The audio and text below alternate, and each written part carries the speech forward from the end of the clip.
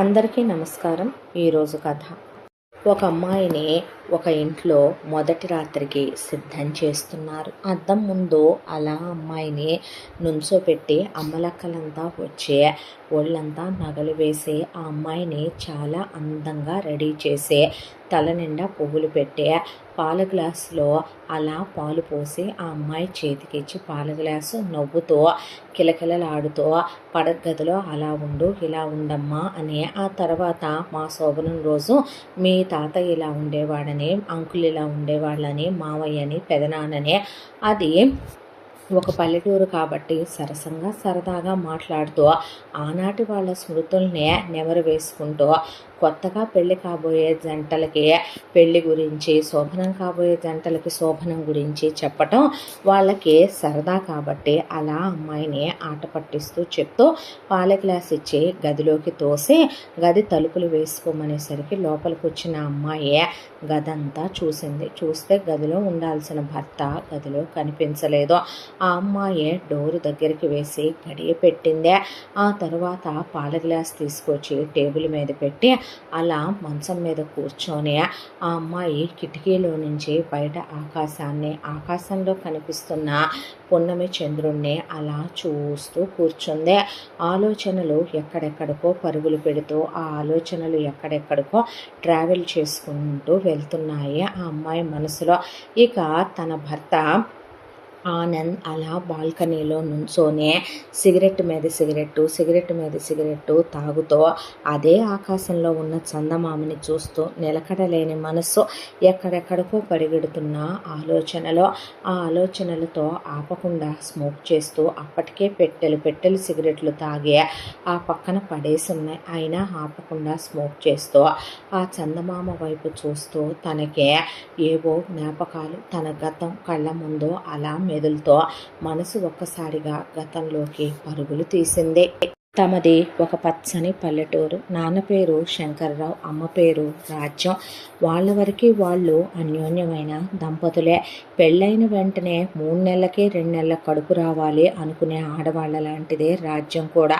అత్తమామలు నువ్వు వెంటనే పిల్లల్ని కనాలి అనే షరతులు పెట్టకపోయినా, మొగుడు నువ్వు వెంటనే కడుపు తెచ్చుకోవాలని అనకపోయినా, ఎక్కడ చుట్టుపక్కల వాళ్ళు తనకి వెంటనే కడుపు రాకపోతే, పిల్లలు పుట్టకపోతే గొడ్రాలంటారు, తన మొగుడికే మగతనం లేదు, సంసారానికి పనికిరాడంటారోనని 1కి 100 తనే ఊహించే పెళ్ళైన 6 నెలలకే కడుపు రాకపోతే రోజు మొగుడుతో ఆవని ఇవని ములక్కాయ కూర తింటే వేడి చేసుద్ది, ఉలవచారు తింటే వేడి చేసుద్ది అని వేడి పదార్థాలు వండి పెట్టి మరీ తల్లో పూలు పెట్టుకొని చివరకు పొలంలో ఉంటే కలవటం కుదరట్లేదని క్యారియర్ వంక పెట్టుకొని పొలం దగ్గరికి వెళ్ళి కలిసినా కడుపు రావట్లేదని వ్రతాలు, పూజలు, ఉపవాసాలు చేసి ముడుపులు కట్టి ఉయ్యాలలు కట్టి మరి ఇక మొగుడిని తీసుకుని ఆ రోజుల్లోనే ఊటీ కొడైకెనాల్కి వెళ్ళి మరీ కడుపు తెచ్చుకుంది రాజ్యం.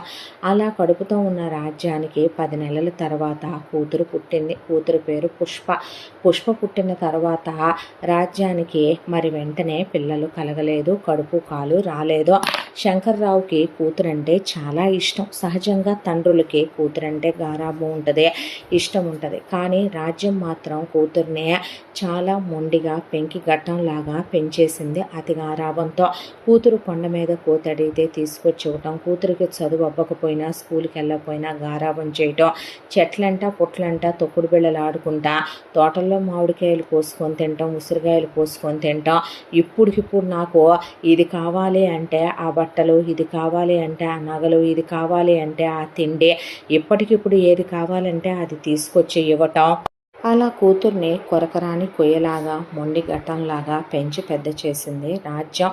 ఇక కూతురు విషయం దగ్గరికి వచ్చేపాటికి ప్రతిదీ అద్భుతమే. కూతురు నోరేసుకొని పడటం, పెద్దవాళ్ళంటే గౌరవం లేకుండా మాట్లాడటం, చాలా ఈర్ష్య, అసూయలు, స్వార్థం చాలా ఎక్కువ పుష్పలో.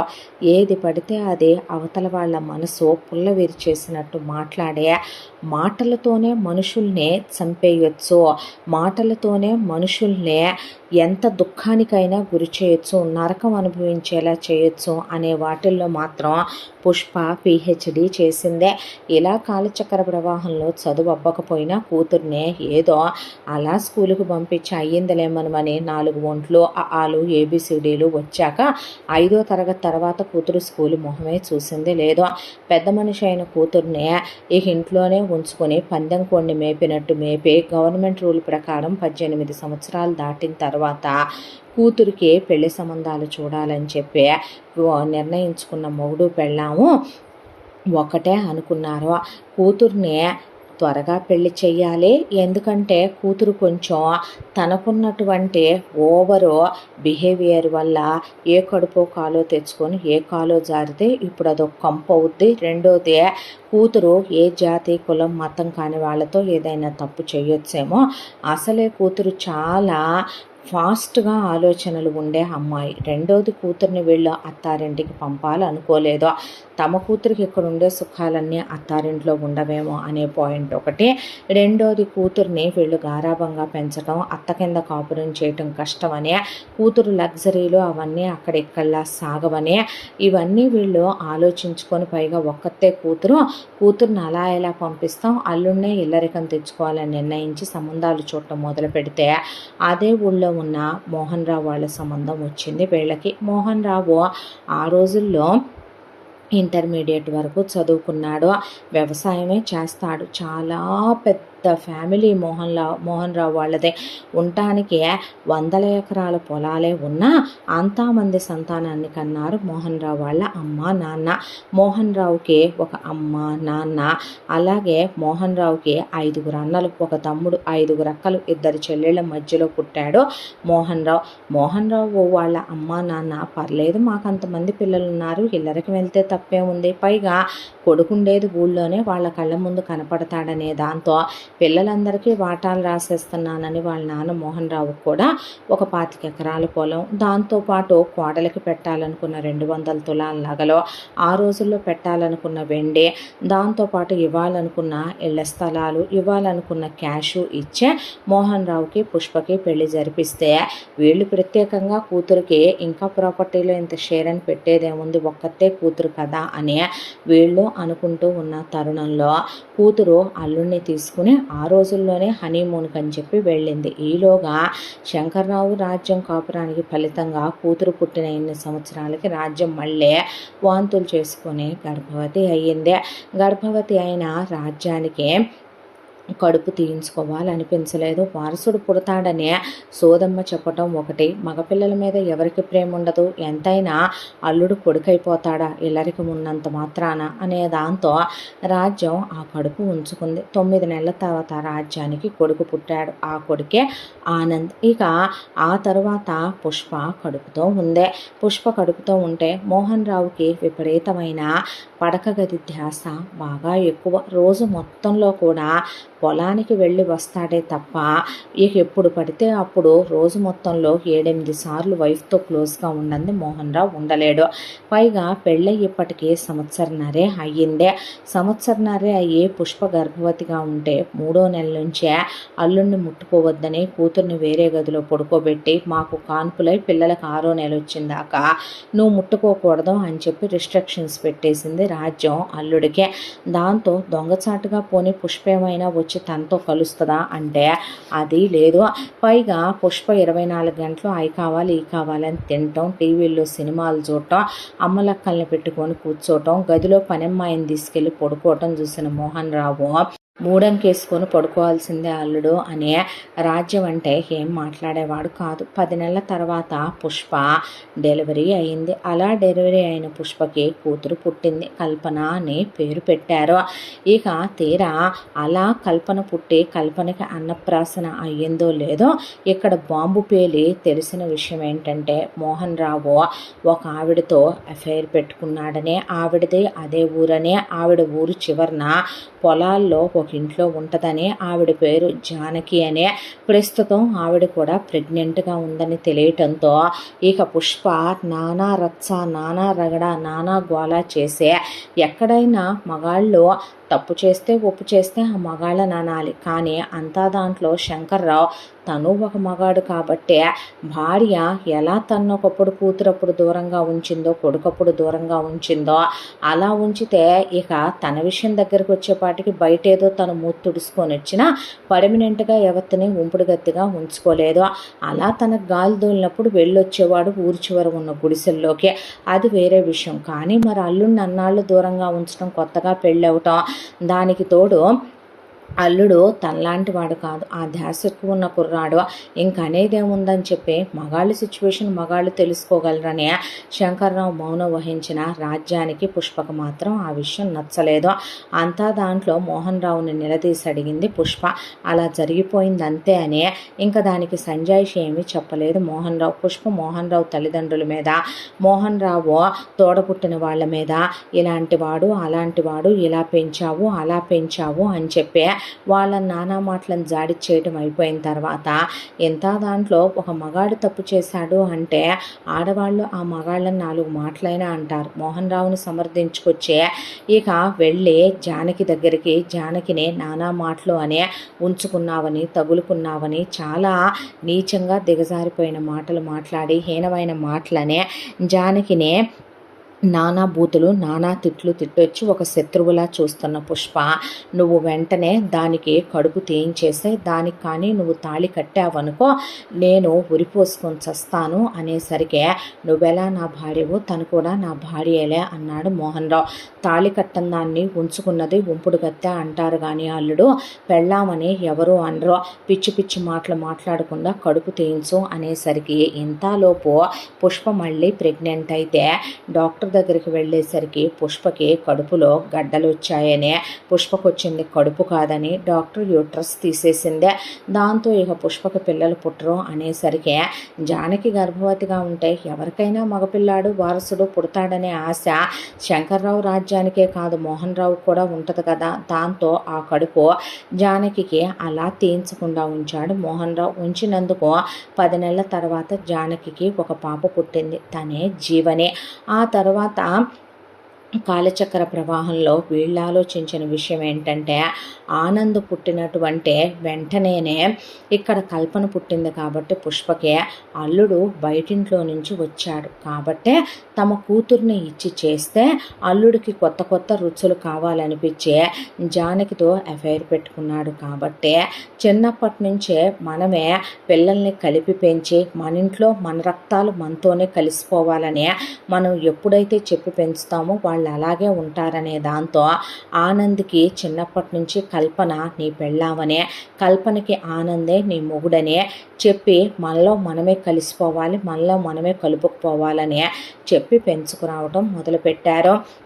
ఒక ఏజ్ వరకు ఆడుకుంటూ పెరిగిన పిల్లలు కాలచక్ర ప్రవాహంలో ఆనంద్ కల్పనని, కల్పన ఆనంద్ని ప్రేమించుకోవటం మొదలుపెట్టారు. అంతా దాంట్లో వీళ్ళదే చాలా నిబంధనలు, శాసనాలు, సాంప్రదాయాలు అనేవి ఆలోచించుకుంటూ వాటి ప్రకారం నడిచే ఊరు. ఆ ఊళ్ళో ఉండే పిల్లలు పెరిగే వాళ్ళు కూడా అలాగే పెరగాలి.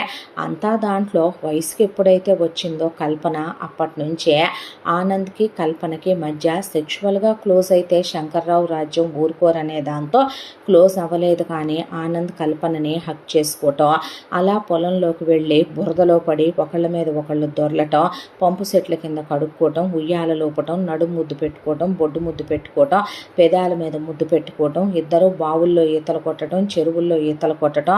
అలా చెరువులో ఉన్న చేప పిల్లని తీసి కల్పన బ్లౌజ్లో వేస్తే కల్పన ఎగిరి ఆనందని కౌగిలించుకోవటం, డీప్ లిప్ లాకులు ఇవన్నీ ఉంటూనే వీళ్ళు అలా పెరిగి పెద్దవాళ్ళు అయ్యారు.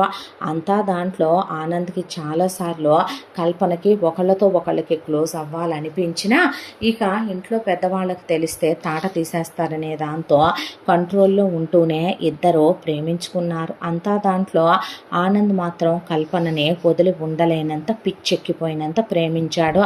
కల్పన కూడా చాలా డీప్గా లవ్ చేసేది, ఆనంద్ని వదిలి ఉండలేనంత. కల్పనని బండి మీదే ఎక్కించుకొని తిప్పటం, కల్పన కల్పనని సినిమాలకు తీసుకెళ్ళటం, టౌన్కి తీసుకెళ్ళటం, సిటీకి తీసుకెళ్ళటం, కల్పన కోసం ఫోన్లు కొనివ్వటం, డ్రెస్సులు కొనటం, చెప్పులు కొనటం, లిప్స్టిక్లు కొనటం, మేకప్ థింగ్స్ కొనటం, కల్పనకి సర్ప్రైజ్లు ఇవ్వటం, బర్త్డేలు చేయటం, చీర కట్టుకుంటే నడుం చూడటం, నడుంకి నడుం గొలుసు పెట్టి ముద్దు పెట్టుకోవటం, అరికాళ్ళల్లో చక్కలి గింతలు పెట్టడం, గోరింటాకు పెట్టడం, పడుకుంటే నిద్రపోయే కల్పన జుట్టు అలా ఎగురుతుంటే వెన్నెల కిరణాలు ముఖం మీద పడుతుంటే అలా కల్పన వైపు చూస్తూ రాత్రంతా నిద్రపోకుండా కూర్చోవటం.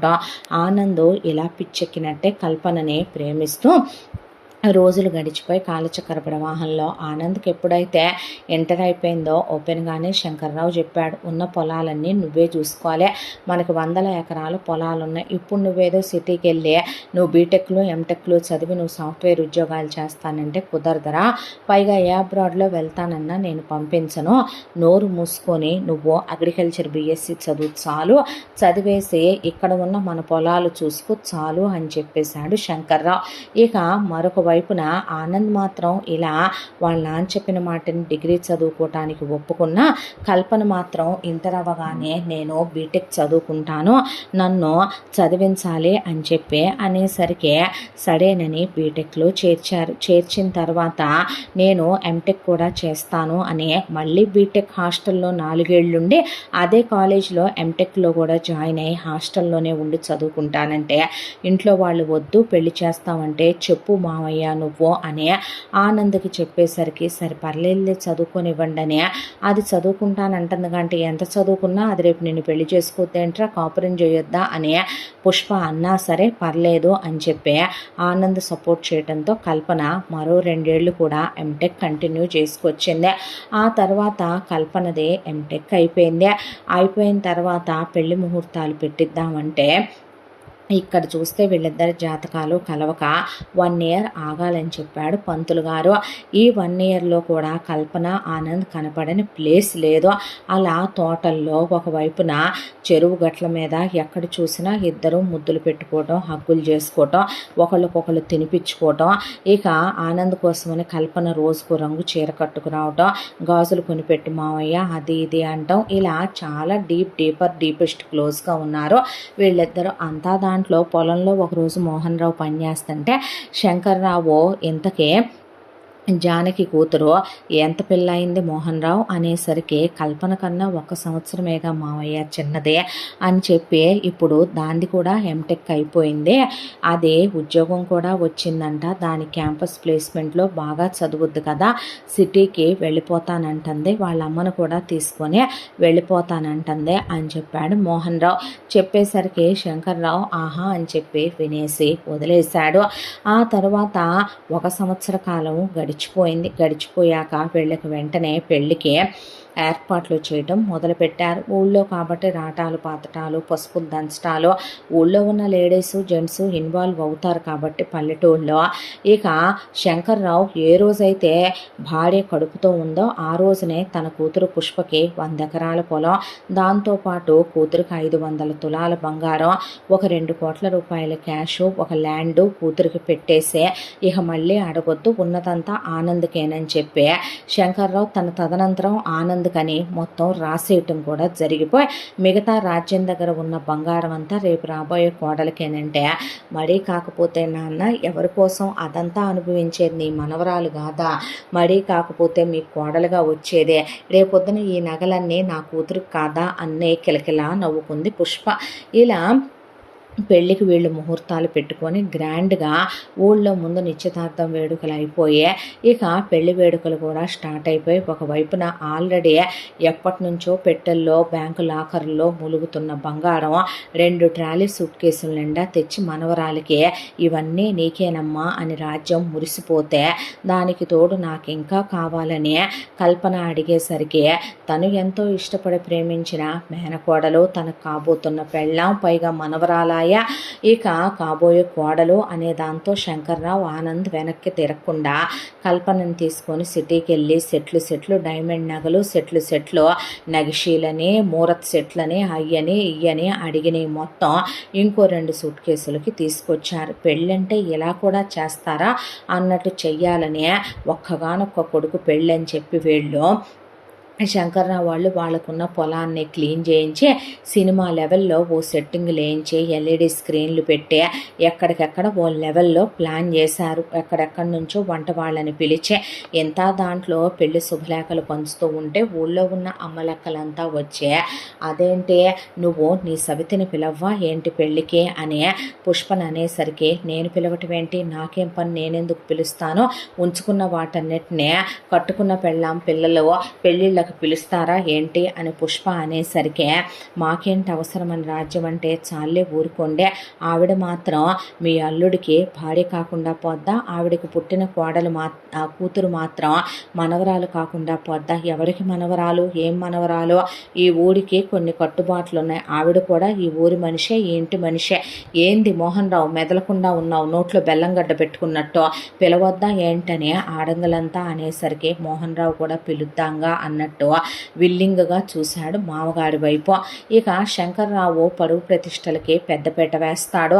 ఊళ్ళో ఏ విషయం వచ్చినా తట్టుకోగలడు, కానీ పరువు విషయంలో ఏదైనా చిన్న డిస్టర్బెన్స్ వచ్చినా కూడా తీసుకోలేడు, తట్టుకోలేడు. రేపటి నుంచి రచ్చబండల దగ్గర, రేపటి నుంచి పెద్ద మనుషులు కూర్చునే దగ్గర టాపిక్ హైలైట్ అయ్యే కడుపు చేయటానికి పిల్లల్ని కంటానికి ఉంచుకోవటానికి అయితే ఒక ఆడది పనికొచ్చుద్ది, కానీ ఈ వీళ్ళింట్లో పిలుపులు పిలవటానికి పనికిరాదా అని ఊళ్ళో వాళ్ళంతా అప్పటికే రకరకాలుగా మాట్లాడుకోవటం మొదలుపెట్టి చాలా కాలం అయిపోయింది. వీళ్ళ అమ్మాయి ఏ సుఖం ఇవ్వలేకపోతే వీళ్ళల్లుడు వెళ్ళి జానకి దగ్గరికి వెళ్ళి ముద్దుడుచుకొని వస్తున్నాడు, జానకితో ఎఫ్ఐఆర్ పెట్టుకున్నాడో, చూడటానికి పుష్ప మగరాయిళ్ళ ఉంటుందిగా, అందుకే జానకి అంత అందంగా ఉంటుందిగా, జానకి నచ్చిందేమో. వీళ్ళ పుట్టిన కల్పన కన్నా జానకి పుట్టిన కూతురు జీవని చాలా అందంగా ఉంటుందని వీళ్ళు చూడకపోయినా ఊళ్ళో జనాలు రెండు వైపులా మాట్లాడే మనుషులు ఎక్కడైనా ఉంటారు కాబట్టి ఇక పర్లేదు పిలుద్దాంలే అని చెప్పేసరికి పిలుచుకోండి మాకెందుకని చెప్పి రాజ్యం పుష్ప వెళ్ళిపోతే మోహన్ రావు వెళ్ళి జానకిని నువ్వు వచ్చి తీరాల్సిందేనని, ఇలా పెళ్లి జరుగుతుందని, రాకపోతే నేను బాధపడతానని మామయ్య కూడా చెప్పమన్నాడని చెప్తే శంకర్రావు శుభలేఖ పంపించాడు జానకికి. పంపించేసరికి సరే ఎటు తన కూతురికి ఉద్యోగం వచ్చింది, కూతురికి కాల్ లెటర్ కూడా వచ్చింది, కూతురికి వెళ్ళి జాయిన్ అవ్వాలి ఇంకో నెల రోజుల్లో అని వీళ్ళెటు అనుకుంటూనే ఉన్నారు. వెళ్ళేటప్పుడు వాళ్ళు పిలిచినప్పుడు తనకు పగెందుకు అనే దాంతో జానకి తన కూతురు జీవనిని చక్కగా లంగావోణి వేసే, ఆవిడ కొన్ని నగలేసే, ఆవిడ కూతురు కూడా సిటీలోనే కాన్వెంటుల్లో స్కూళ్ళల్లో టౌనుల్లో చదువుకున్న పిల్లే కాబట్టి ఆ అమ్మాయి చాలా మోడర్న్గానే చాలా అందంగానే ఉంటుంది. ఆ అమ్మాయిని వెంట పెట్టుకొని పెళ్ళికి వచ్చింది. పెళ్ళికి వచ్చిన ఆవిడనే రాజ్యం పలకరించలేదు. శంకర్రావు కూర్చోండమ్మా అన్నాక మోహన్ రావు మాత్రం కూర్చోమన్నట్టు సైగ చేస్తే ఊళ్ళో జనాలందరూ ఆవిడ వైపు ఆ అమ్మాయి వైపు చూస్తూ మాట్లాడుకుంటూ ఉండగా పెళ్లి హడావిడి స్టార్ట్ అయింది. ఇక్కడ పెళ్లి హడావిడి స్టార్ట్ అయ్యి ఒకవైపున వరుడు వరపూజ చేస్తూ ఉండగా అమ్మాయిని తీసుకురండి అమ్మా అని వీళ్ళు గదిలోకి వెళ్ళేసరికి పెళ్లి కూతురు గదిలో లేదు. కనీసం అక్కడ ఒక లెటర్ రాసి పెట్టలేదు, కనీసం ఒక ఐపో ఆజా లేదు. తీరా చూస్తే పెళ్లి ఖర్చులు కానీ తీసుకొచ్చిన వాటిల్లో ఒక 2 కోట్లు క్యాష్, దాంతోపాటు ఒక 4 పెట్టెల నిండా వీళ్ళు సర్ది పెట్టిన నగలు మాయమైపోయినాయి, పెళ్లి కూతురుతో సహా ఖరీదైన పట్టు చీరలతో సహా. ఇక అక్కడున్న వాళ్ళంతా పెళ్లి కూతురు లేచిపోయిందా హో అని చెప్పి టముకు వేసినట్టు వేల మందిని పిలుచుకున్నారు. వీళ్ళు చుట్టుపక్కల ఊళ్ళల్లో ఉన్న వాళ్ళని అందరినీ అంతమంది వచ్చి ఆశ్చర్యపోయే అలా కూర్చుండిపోయే ఏందిదంతా అంటే ఏందిదంతా అనే నోళ్ళు ఆగవు కదా, కుసకుసలు మొదలుపెట్టేసినాయి. దాంతో వీళ్ళంతా షాక్లోకి వెళ్ళిపోయి కూర్చుంటే ఆనంద్కి అసలు ఏం మాట్లాడాలో అర్థం కాలేదు. అంతా దాంట్లో ఊళ్ళో జనాలంతా కలిసి ఏంది శంకర్రావు ఇప్పుడు ఇక్కడ దాకా వచ్చిన తర్వాత నీ మనవరాలిని అంత బరితెగించిన పెంపకం ఎలా పెంచారు, అసలు ఒక ఆడది కాసేపట్లో పెళ్ళి అనంగా అలా ఉన్నయన్నీ సర్దుకొని వెళ్ళిపోయింది అంటే మీకు కోపాలు వస్తాయేమో, ఎవరినో మరిగిందది, సిటీల్లో చదివిచ్చారు కదా, ఎవరితోనూ కులికినట్టుంది, వీడు ఆన్నట్లేడు, వీడిని నువ్వు డిగ్రీలేగా చదివించావు, పల్లెటూరులోనేగా ఉంటాడు నీ కొడుకు, అందుకే అది నగా నట్రా తీసుకొని లేచిపోయినట్టుంది వాడితో. ఇప్పుడు నీ కొడుక్కి ఊళ్ళో ఎవరం పిల్లనిస్తాం ఇక్కడ దాకా వచ్చాక, నీ కొడుకు మగాడు కాదు, మగతనం లేదు, అందుకే అది కాదనుకొని ఊళ్ళో ఉన్న మామయ్యనే అలా చీతు అనుకొని వెళ్ళిపోయి లేచిపోయిందంటే ఎవడు మాత్రం పిల్లనిస్తారు? ఇప్పుడు అలా నీ కొడుక్కి పెళ్ళాపావనుకో మళ్ళీ పెళ్ళవుద్దా చెప్పు? నీ కొడుకుని ప్రపంచం ఏమంటది, ఎన్ని రకాలుగా మాట్లాడుకుంటదే అనేసరికి శంకర్రావుకు ఆ ఊళ్ళో ఉన్న ఊరి పెద్దలందరూ వచ్చి, మేమైతే ఓ మాట చెప్తాం, నువ్వు మేము చెప్పిన మాట వినాలి, ఈ ఊళ్ళో ఉంటున్నావు కాబట్టి మన ఊరికంటూ కొన్ని కట్టుబాట్లు ఉన్నాయి. ఎలా పీటల మీద పెళ్ళిళ్ళు ఆగిపోవటం ఆడపిల్లల కంటే వేరే విషయం, కానీ మగపిల్లలకు మాత్రం ఇలా పెళ్ళిళ్ళు ఆగిపోతే పెళ్ళిళ్ళు కావటం కష్టం. మంచో చెడో మీ అల్లుడికి ఆ జానకి పుట్టిన పిల్ల ఉంది కదా, ఆ అమ్మాయి నీ మనవరాలే కదా అవుతే, ఆ అమ్మాయినిచ్చి నీ కొడుక్కి పెళ్లి చేసుకో, పద్ధతిగా ఉంటుంది. లేదంటే నీ పరువు పోతే, నీ కొడుక్కి మగతనం లేదు, నీ కొడుకు మగాడు కాదని ఎవరూ పిల్లనివ్వటానికే సిద్ధంగా కూడా లేరు ఊళ్ళో. అప్పుడే గుసగుసలు బయలుదేరిపోయినాయి. ఈ విషయం దావాలలాగా చుట్టుపక్కల ఊళ్ళకు కూడా పాకిపోద్దే అని చెప్పేసరికి శంకర్రావుకి తల నరికేసినట్టు అనిపించిందే. అసలు నేను చచ్చినా ఊరుకోను, నా తమ్ముడికి ఉంచుకున్న దాని కూతురునిచ్చి చేయటం ఏంటి అని పుష్ప రేజ్ అయ్యి లేసేపాటికి రాజ్యం దాన్ని నా కోడల్ని చేయటం ఏంటి అనేసరికి శంకర్రావు నోరు మూసుకోమని చెప్పు తెగుద్దని, నీ కూతుర్ని పెంచడం చేత కాదనుకున్నాను, మనవరాల్ని కూడా అతిగారాబాలు చేసి ఎందుకో పనికిరాంతనంగా పెంచావు, పనికి మాలిందానా అని రాజ్యాన్ని నోరు ముయ్యి, నీకేం తెలిసే ఇంట్లో ఆడదానివే అలా ముసుగేసి కూర్చొని మగాడు సంపాదించుకొస్తే 10 రకాలు వండుకొని తిని ఒళ్ళు పెంచడమా తెలిసిందే, మగాడన్నాక బయటికి వెళ్ళాలి, 10 మందిలో తిరగాలి, మాకు పరుగులుంటాయి, ప్రతిష్టలుంటాయి, రేపొద్దున ఊరంతా వాడి గురించి ఏం మాట్లాడుకుంటారో, ఎన్ని రకాల మాటలు పుకార్లు పుడతాయో నీకేం తెలుసు అనేసరికి రాజ్యం నోరు మూసేసిందే. కూతురు రెచ్చిపోయి మాట్లాడుతుంటే కూతుర్ని పెంచటం చేత కాదు కానీ ఇంకా మాటలు వచ్చినాయా నీకు, నోరు ముయ్యకపోతే దవడ పగిలిపోద్దని శంకర్రావు అనేసరికి ఊళ్ళో జనాలందరూ నీ కూతురు లేచిపోయిందంటే నీకు తెలియకుండా లేచిపోయిందా? ఎన్నోసార్లు వీడిని వాటేసుకొని బండి మీద వెళ్తున్నప్పుడు ఇష్టమేనంటే మీ మావయ్యని చేసుకోవటం అంటే వగలమారు వంకాయ సెగలేకుండా ఉడికిందని నీ కూతురు ఏమని చెప్పింది? మా మావయ్య అంటే నాకు ఇష్టం, మా మావయ్యని నేను పుట్టంగానే మొగుడిని చేసుకున్నా అని పత్తెత్తు కబుర్లు తెగ చెప్పింది కదవే నీ కూతురని. ఊళ్ళో వాళ్ళందరూ ఉంచుకుందేంటే ఉంచుకున్నదే, ఆ ఉంచుకున్నావు కూడా కూతుర్ని పెంచినంత మాత్రం నువ్వు కట్టుకున్న పెళ్ళానివి పెంచలేకపోయావు. మరి ఆవిడ కూతురు కూడా పద్ధతిగానే ఉండి కొంచెం తలెత్తకుండా ఆ పిల్ల టౌన్కి వెళ్ళి చదువుకొని సిటీకి వెళ్ళి చదువుకుంది. నీ కూతురే చదువరా? నీ కూతురు ఇంకా నీలాగా మగరాయిలాగా ఉంటుంది, జానకి కూతురు చక్కగా కుందన బొమ్మలాగా అందానికి అందం ఉంది, చదువు ఉంది, గుణం ఉంది. నీ మొగుడు కులమే వస్తుందిగా, నీ మొగుడికి పుట్టినప్పుడు జానకిది చూసుకున్నా జానకిది కూడా మీ కులానికి దగ్గర కులమేగా, ఏం వచ్చిన నష్టమేమీ లేదులే కానీ నోరు మూయి, ఇక్కడ నిన్నెవడు అడిగాడు అయినా అని ఊళ్ళో వాళ్ళంతా శంకర్రావు కానివ్వనేసరికి జానకి అలా నుంచుంటే వచ్చిన జీవని ఏమీ అర్థం కాక నిలబడిపోయింది. శంకర్రావు ఇంత దాంట్లో వెళ్ళి అల్లుడిని మాట్లాడమంటే మోహన్ రావు జానకి దగ్గరికి వెళ్ళి జీవనిని ఆనంద్కి ఇచ్చి చేద్దామని అడిగితే జానకి మౌనంగా నిలబడిపోతే, ఇదంకా బాగుందే, నీ కొడుకు చేసుకోవటానికి నువ్వు అడగాలి కానీ బెట్టు సరిపోయి నీ అల్లుడిని అడగమంటావేందే అని ఊళ్ళో పెద్ద మనుషులు అనేసరికి వెళ్ళి ఆవిడ చేతులు పట్టుకొని, నువ్వు నా కూతురు లాంటి దానివేనమ్మా, నువ్వు నా కూతురువే అనుకొని అడుగుతున్నాను, ఈరోజు నా పరువు పోతే, ఇంతమందిలో నా కొడుక్కి మగతనం లేదు, మగాడు కాదు, అందుకే మనవరాలు వెళ్ళిపోయిందని చెప్పుకుంటారా పాపిష్టిదే, ఇలా చేసిపోయిందే, నువ్వైనా నీ కూతుర్నే ఆనంద్కిచ్చి చెయ్యమ్మా జానకి అనేపాటికి ఆవిడ ఏమీ మాట్లాడకుండా కూతురు బిక్కమొహం వేసుకొని చూస్తుంటే కూతురు చేయి పట్టుకొని గదిలోకి తీసుకెళ్ళింది. వాళ్ళేదో ఒక అర్ధగంట సేపు మాట్లాడుకున్నారు. ఆ తర్వాత అలాగేనని ఆవిడ అనేసరికి వాళ్ళకి పెద్ద బహుమతి ఇచ్చినంత ఆనందపడిపోయాడు శంకర్రావు అక్కడికక్కడే. ఆ తర్వాత జీవనిని సిద్ధం చేసి ఆనంద్ అసలు ఎంత జరుగుతుంటే షాకులో నిలబడిపోయాడు. ఇప్పుడు ఆనంద్ వాళ్ళ నాన్న చెప్పినట్టే వినాలి, ఎందుకంటే సాంప్రదాయాలు, కట్టుబాట్లు, ఆనవాయితీలు అక్కడ ఎక్కువ, వాటికి తగినట్టే తను ఉండాలి, ఉండి తీరాలి. దాంతోనే ఆనంద్ ఎదురు చెప్పలేక జీవని మెళ్ళో తాళి కట్టేశాడు. చేశాడు. ఆ తర్వాత ఇంటికి తీసుకొచ్చారు. సత్యనారాయణ వ్రతం అయిపోయింది నిన్న. ఈ రోజున వీళ్ళ శోభనం. జీవని చాలా అందంగా ఒక అప్సరసలాగా తెల్ల చీర కట్టుకొని పాల గ్లాస్ తీసుకొని లోపలికి రావటం ఆనంద్ చూస్తూనే ఉన్నాడు. అలా లోపలికి వచ్చి గ్లాస్ పక్కన పెట్టి మంచం మీద కూర్చున్న జీవని మనసులో ఏవో ఆలోచనలు, ఏం ఆలోచించుకుంటుందో, ఏమే ఊహల్లో ఉందో తనకు అర్థం కాలేదు. కానీ ఆనంద్ మాత్రం టెన్షన్తో సిగరెట్ మీద సిగరెట్ తాగుతూ తను చేసింది తప్ప రైటా, తన మేనగోడల్ని తను ప్రేమించాడు, ఆరాధించాడు, ఇష్టపడ్డాడు. ఆమె లోకం, ఆమె జీవితం, ఆమె సర్వస్వం అనుకున్నాడు. కానీ ఇప్పుడు తీరా ఇప్పుడు ఏమవుతుందే అనే ఆలోచనల్లో మునిగిపోయాడు.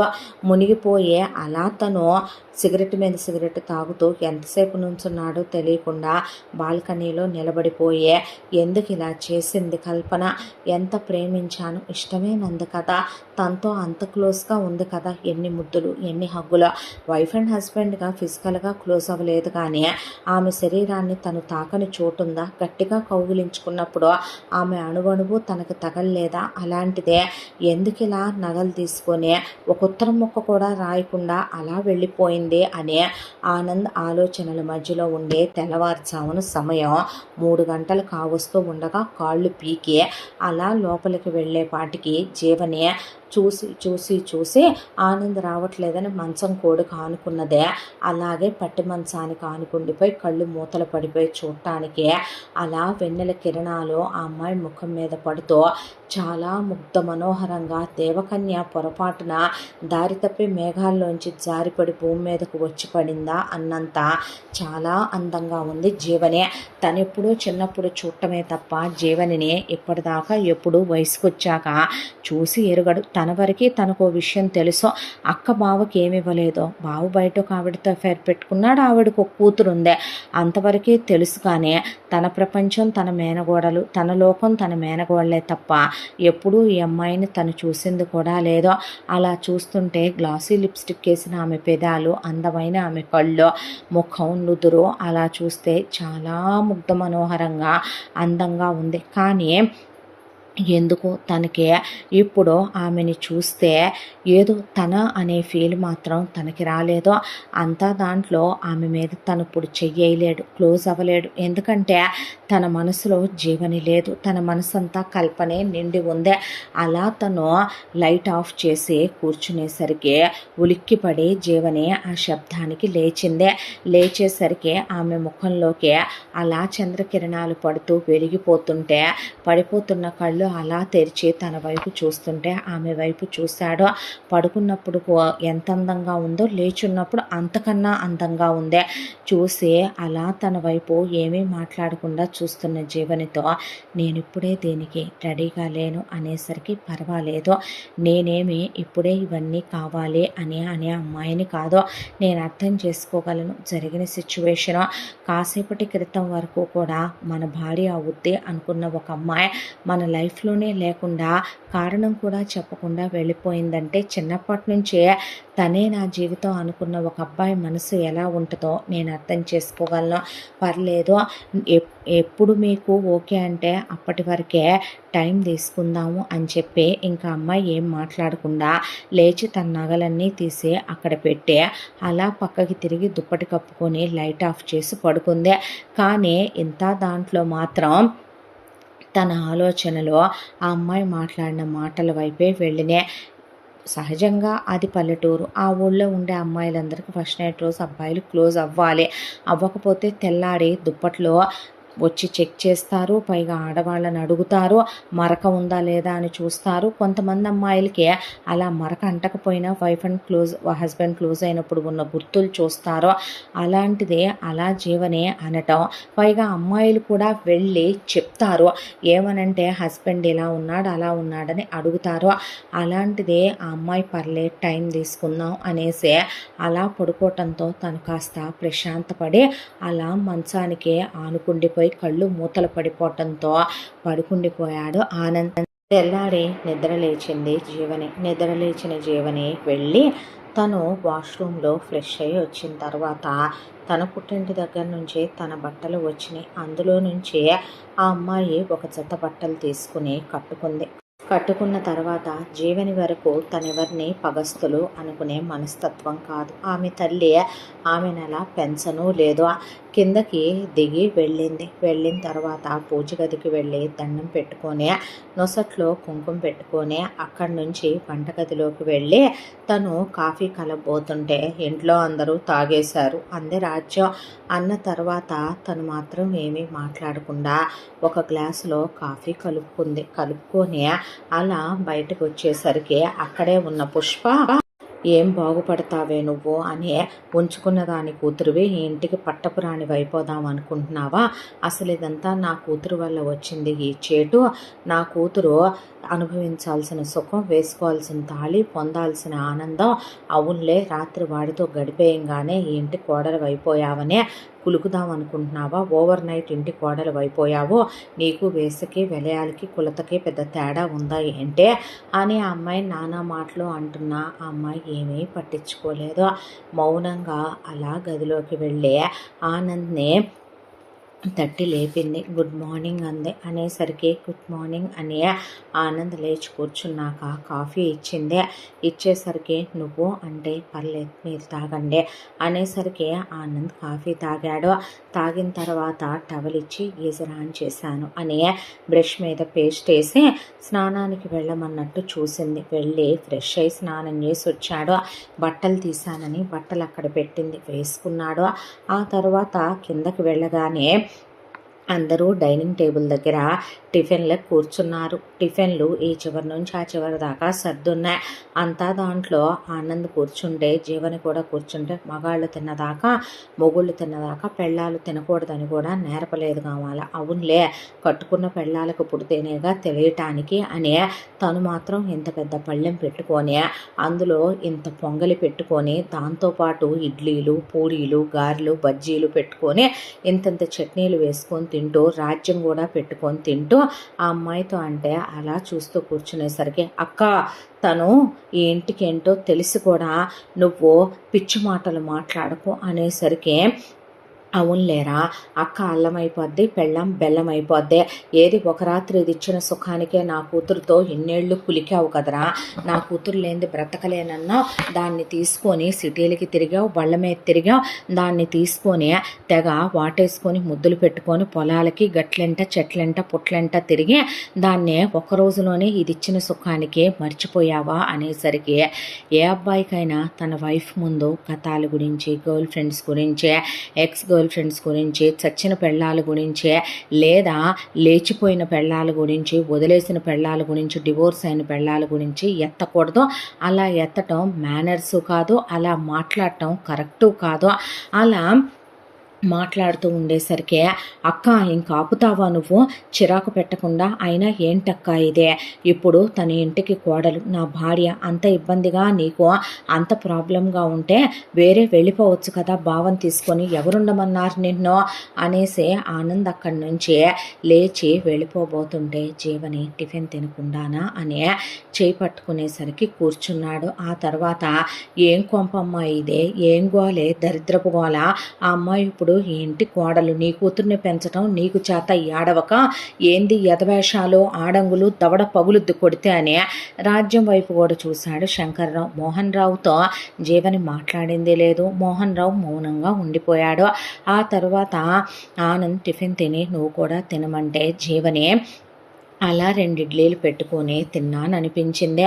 వాళ్ళిద్దరి మధ్య ఏమీ జరగలేదు, వీళ్ళు అనుకోవటం తప్ప. ఆ తర్వాత ఆనంద్ పొలానికి వెళ్ళిపోయాడు. ఆ ఇంట్లో మగాళ్ళు చాలా పెద్ద భారీ వ్యవసాయాలు కాబట్టి మధ్యాహ్నం భోజనాలకి ఇళ్ళకి రారు. అక్కడే వాళ్ళ కోసం అని చెప్పి పాకలు వేసి ఉంటాయి.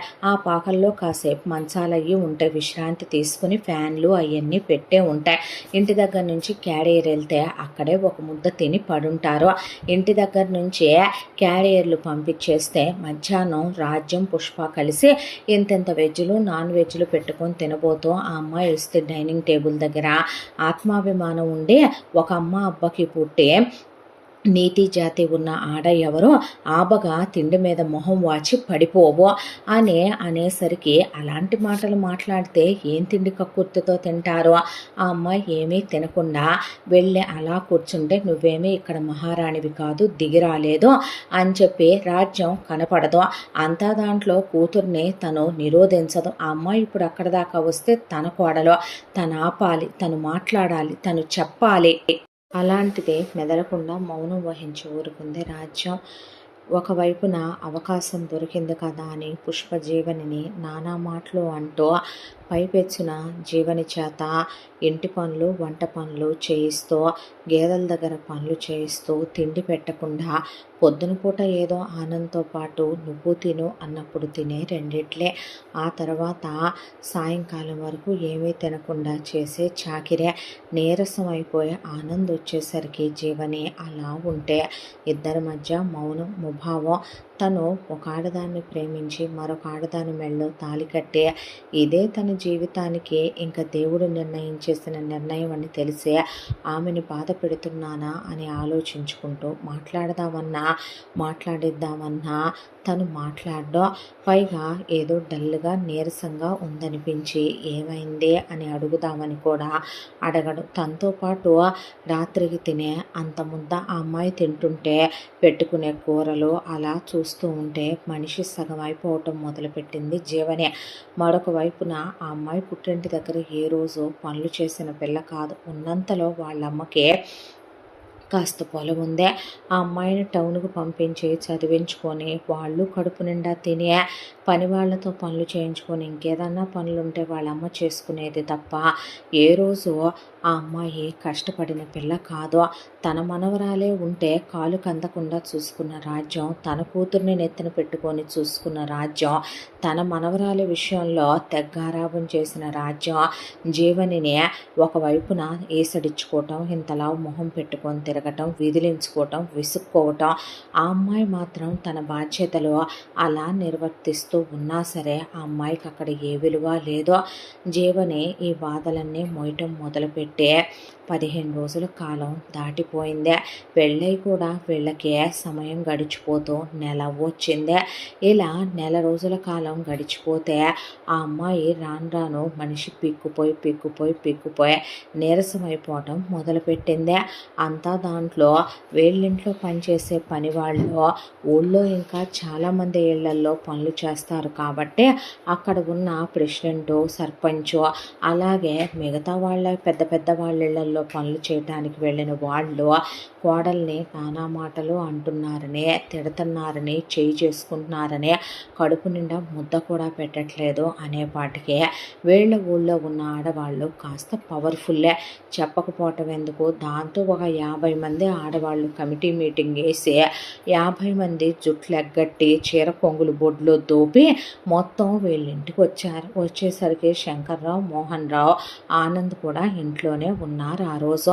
ఏరా, నీకంత ఇష్టం లేకపోతే, నువ్వు అంతనే మేనగోడల్ని మర్చిపోలేకపోతే అసలు చేసుకోనని చెప్పుండాల్సింది కదా.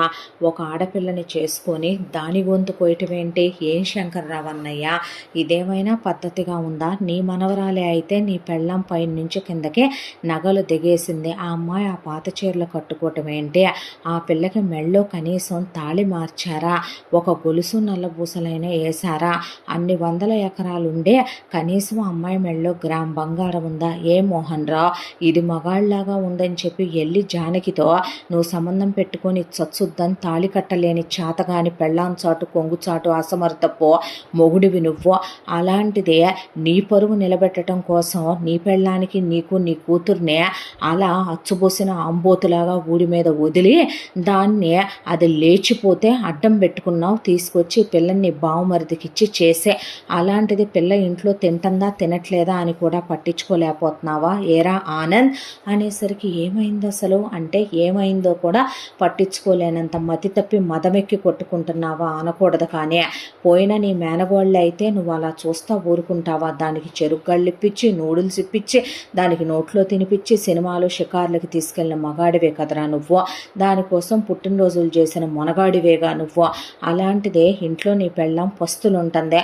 ఇన్ని వందల ఎకరాలున్న శంకర్రావు కొడుకు పెళ్ళానికి తన పెళ్ళాము ఇంత ముద్ద పెట్టలేకపోతే అడగలేని చేతగానోడయ్యాడా అన్నయ్య అనేపాటికి తినకపోవటం ఏంటి అనేసరికి అవును బాబు గారు అని పనమ్మాయి ఇచ్చే ఇలా అక్కయ్య గారు చేయి చేసుకుంటున్నారని నానా మాట్లాడుతున్నారని అమ్మగారు కనపడకుండా అంటున్నారని అమ్మాయి గారు అసలు ఇంటికి వచ్చిన దగ్గర నుంచి ఒక పూట కడుపు నిండా ముద్దెత్తలేదని పొద్దున పూట కూడా అమ్మాయి గారు 2 ఇడ్లీలు తినాలి మీ పక్కన కూర్చొని వీళ్ళు ఊరుకోరు ఆ తర్వాత మధ్యాహ్నం భోజనంగానే సాయంకాలం మీకు పెట్టి అమ్మాయి గారు ఏం తింటలేదు రాత్రికి కూడా అమ్మాయి గారిని అనకూడదులే కానీ అశుద్ధం తిన్నట్టు తింటున్నావు అంత తింటున్నావు ఇంత తింటున్నావు కరువాసిపోయి తినే వాటిని వేసలు అంటారు వెలయాళ్ళు అంటారని చెప్పి అమ్మాయి గారిని నానా మాటలు అంటంతో పట్టెడి మెతుకులకి మించి తినట్లేదు అని చెప్పి పనమ్మాయి చెప్పేసరికి అలా చూస్తూ నుంచోనే పత్తిత్తులాగా నీ అమ్మ నీ అప్ప ఏదో ఉత్తమురాళ్ళైన స్త్రీలైనట్టు నువ్వు మళ్ళీ అడగటం ఒకటే ఏరా నీకా మాత్రం ఇంకిత జ్ఞానం లేదా పెళ్ళాన్ని గదిలోకి తీసుకెళ్ళి కూర్చోబెట్టి గడ్డం పట్టుకొని గుండెల మీద పడుకోబెట్టుకొని ఒళ్ళో పడుకోబెట్టుకొని అడగలేని చేతకాని మగాడివా డిగ్రీ చదువుకున్నావు అంత వ్యవసాయం చేస్తున్నావు నీ మేనకోడలనే పాటికి ఎంటెక్కుల దాకా హాస్టల్లో ఉంచి చదివిస్తా దానికోసం ఇక్కడి నుంచి నీ అమ్మ నీ అప్ప కలిసే నేతులు పూసిన సున్నుండలు రవ్వలడ్లు అబ్బో వారానికి ఒకసారి 10 క్యాన్లు 4-5 అట్టపెట్టెలు స్వీట్లని నువ్వు బట్టలు కొనటం నువ్వు దానికోసం అయితే ఆటం అయితే అవటం నీ అమ్మ నగలు తేవటం నీ అబ్బ నగలు తేవటం నీ అక్క అవి ఇవి కొంటాం అవన్నీ బాగానే ఉన్నాయి ఊళ్ళో బిడ్డను మాత్రం చేసుకొని ఇలా చేసే బదులు అసలు ఆ రోజున ఎవడైనా నీకు ఊళ్ళో ఎంతమంది ఉన్నాం మేము పిల్లని ఇస్తామని ముందుకు వచ్చామా ఎందుకు ఇవ్వమన్నామో తెలుసా నీ మేనకోడలతో నువ్వు కులికావు కాబట్టే రెండోది అది వెళ్ళిపోయిన తర్వాత నువ్వు దాంతోనే కట్టుబడి ఉండాలి అదే నువ్వు దానికి సరిపోని మొగాడు అని వెళ్ళిపోయిందంటే నీ మగతనం అదేం చూసిందో దానికేం చూపించావో అని మేమెవరం ఇవ్వటానికి సిద్ధపడకపోయినా జానకి నీకు ఇచ్చి చేసిందే అలాంటిదే జానకిని చెండుకు తింటం అయిపోయింది మీ అక్కయ్య నువ్వు మీ అక్కయ్య విషయంలో మీ బావ ఏదో చేశాడని మీ అక్క సాధించిపోస్తుంటే అడ్డం పడాల్సింది పోయి నువ్వు కూడా ఆ అమ్మాయిని హింసించుకు తినటానికి చేసుకున్నావా పెళ్ళి అని అడిగేపాటికి అలా బిక్క చచ్చిపోయి నుంచుండిపోయాడు ఆనందం అంత బాధగా ఉంటే పర్వాలేదురా ఊడి పంచాయతీ పెట్టి ఊరి పంచాయతీలో తీర్మానం చేసేసి ఆ అమ్మాయికి నువ్వు విడాకులు ఇచ్చేసి నీ మేనగోడల్ని తెచ్చుకొని కులుకుదూగాని పద అలాగైతే అనే పాటికే శంకర్రావుని సిగ్గుండాలి పరువు ప్రతిష్టలు మర్యాదలు గౌరవాలని చెప్పుకోవటం కాదు మగతనాలని పెళ్ళాము కూతురు చేసే వాటికి మౌనం వహించి చూస్తూ ఊరుకునే నీలాంటోడిని ఏమంటారు ఏ పేరు పెడతారు వయసు రాగానే సరికాదు సిగ్గుండాలి ఇళ్లల్లో ఆడవాళ్ళని ఎన్ని చెర్లు పెడతారనే పాటికి అమ్మాయి మీకు దండం పెడతానమ్మా మీరు అరవబాకండే వచ్చారుగా మీరు ఇప్పటికిప్పుడే తాళి మార్చండి అనే శంకర్రావు రాజ్యాన్ని దవడలు వాయించేపాటికి రాజ్యం మౌనంగా నుంచుండిపోయింది నేనేమి దాన్ని తినొద్దనలేదు చెప్పు తాతయ్యకి నేనేమి నిన్ను తినొద్దనలేదని అనేసరికి అది నేనే చాలే ఊరుకోమ్మా నువ్వు కూడా అలా మాట్లాడతావో మా కళ్ళేమైనా పోయినయా ఏంటి వీళ్ళు నిన్ను భయపెట్టి చెప్పిస్తున్నారని మాకు తెలియదు అనుకుంటున్నావా ఏంది అనేసరికి ఆ అమ్మాయి ఇప్పటి వరకు ఏరా ఆనందు నిన్ను నీ మేనగోడలో ఒరే అరే మామయ్య ఆనందు నందు అని పిలిచేదే నీ పెళ్ళాం ఏమని పిలుస్తుంది ఏ రోజైనా నీ పెళ్ళాం పిలిచేలా నువ్వు ఉంటున్నావా పనోళ్ళు వింటలేదా నిన్ను ఆనంద్ గారు అని పిలవాలి మా బావని అసలు ఆ పిల్ల పలకరించదో మీ అక్కని ఏమండి మీ అమ్మని ఏమండి మీ నాన్న ఏమండి అంత కలుపుకుపోయారు మరి మీ అమ్మ నాన్న అత్త మామయ్య అని పిలిపించుకోవట్లేదే మీ సిగ్గులు చితక అని ఊళ్ళో వాళ్ళు నానా మాటలు అనేసరికి బిక్క చచ్చిపోయే రాజ్యాన్ని ఒక్క చూపు శంకర్రావు చూసేపాటికి వెళ్ళి బీరువా ఓపెన్ చేసి నగలు తీసుకొచ్చి మిగతాయన్నీ అది తీసుకెళ్ళిపోయింది ఇంకేమీ లేవు నీకేమైనా కావాలంటే నువ్వు చేపించుకో ఆయన డబ్బులు ఇస్తాడు తీసుకెళ్ళు ఆనందే అనేసరికి ఆ అమ్మాయి ఏమీ మాట్లాడలేదు తాళి గొలుసు నల్లబూసలు వడికి తీసుకుంటే వచ్చిన ఆడంగులే వాళ్ళే అమ్మాయికి తాళి నల్లబూసలు మార్చారు ఇంకోసారి నువ్వేదైనా నోరేసుకొని పడ్డావో నోట్లో పళ్ళు పీకుతాం పనికి మాలిందానా నీ కూతుర్ని పెంచుకోవటం నీకు చేతగాక అయినా సిగ్గుండాలి కూతుర్ని అల్లుడిని తీసుకొచ్చి ఇల్లరికం పెట్టడానికి ఊళ్ళోనే ఇచ్చుకున్నప్పుడు అత్తారింటికి పంపుకోవద్దా శంకర్రావు నువ్వు కోళ్ళు వచ్చిన తర్వాత పెళ్ళాం వచ్చాక కూడా అక్కని ఇంట్లో కూర్చోబెట్టుకొని ఏం చేద్దామనరా నువ్వు అనే ఆనందను కూడా గడ్డి పెట్టి వెళ్ళారు వాళ్ళు. దాంతో ఆనందం చిచ్చి అసహ్యం వేస్తుంది అక్క, నాకు అసలు ఎందుకు ఈ దరిద్రం అంతా, వేరు వెళ్ళిపోరాదా అనేసరికి అవునులే నా కూతురు వెళ్ళిపోయిన తర్వాత మీ ఇష్టం వచ్చినట్టు చేస్తున్నారు, మీ ఇష్టం వచ్చినట్టు మాట్లాడుతున్నారు, మీ ఇష్టం వచ్చినట్టు అంటున్నారు, నేనెందుకు వెళ్ళాలి, ఇది నా ఇల్లు కాదా, అతిగతి లేకుండా ఏమైనా నేనున్నానా, అసలు మీ ఇష్టం వచ్చినట్టు మాట్లాడుతున్నారు అనే ఏడిసి నానా గోల నానా రొద పెట్టి కూర్చుంది పుష్ప. ఈలోగా ఆనందం ఆ అమ్మాయి వైపు అలా చూస్తూ తనెంత తప్పు చేశాడో, వెళ్ళిపోయిన మేనగోడలు తనక్కర్లేదనుకుని వెళ్ళిపోయింది, కానీ ఉన్న తన భార్యని తనేం అర్థం చేసుకున్నాడు, ఉన్న తన భార్య మనసునేం అర్థం చేసుకున్నాడో.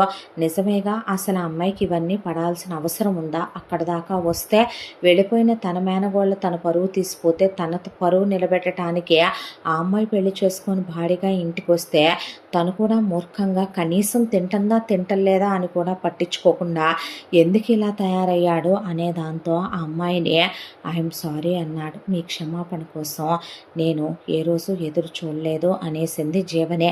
ఇద్దరి మధ్య మాటలు చాలా తక్కువ.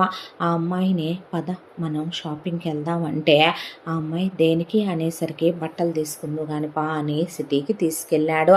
తీసుకెళ్ళిన తర్వాత ఆ అమ్మాయిని షాప్కి తీసుకెళ్తే ఆ అమ్మాయి ఏదో ఒకటి ఒక 4 చీరలు ప్యాక్ చేసేయండి అనేసరికి అదేంటి నువ్వు ఎలాంటి బట్టలు కడతావో నాకు తెలుసు, మంచియే తీసుకో, అలా ఎందుకు 4 తీసుకోవటం ఏంటి అనేసరికి నా మనసేం బాగాలేదని ఆ అమ్మాయి పక్కకి వెళ్ళి నుంచుందే. నుంచునేసరికి తన మేనగోళ్ళ ఊళ్ళో వాళ్ళు అన్నట్టు తను చాలాసార్లు కొనున్న మగాడే కాబట్టి ఆ అమ్మాయికి తనే సెలెక్ట్ చేసి మంచి మంచి శారీస్ ఆ అమ్మాయికి ఈ ప్యాక్ చేయండి అని ఒక 30 చీరలు తీసుకున్నాడు.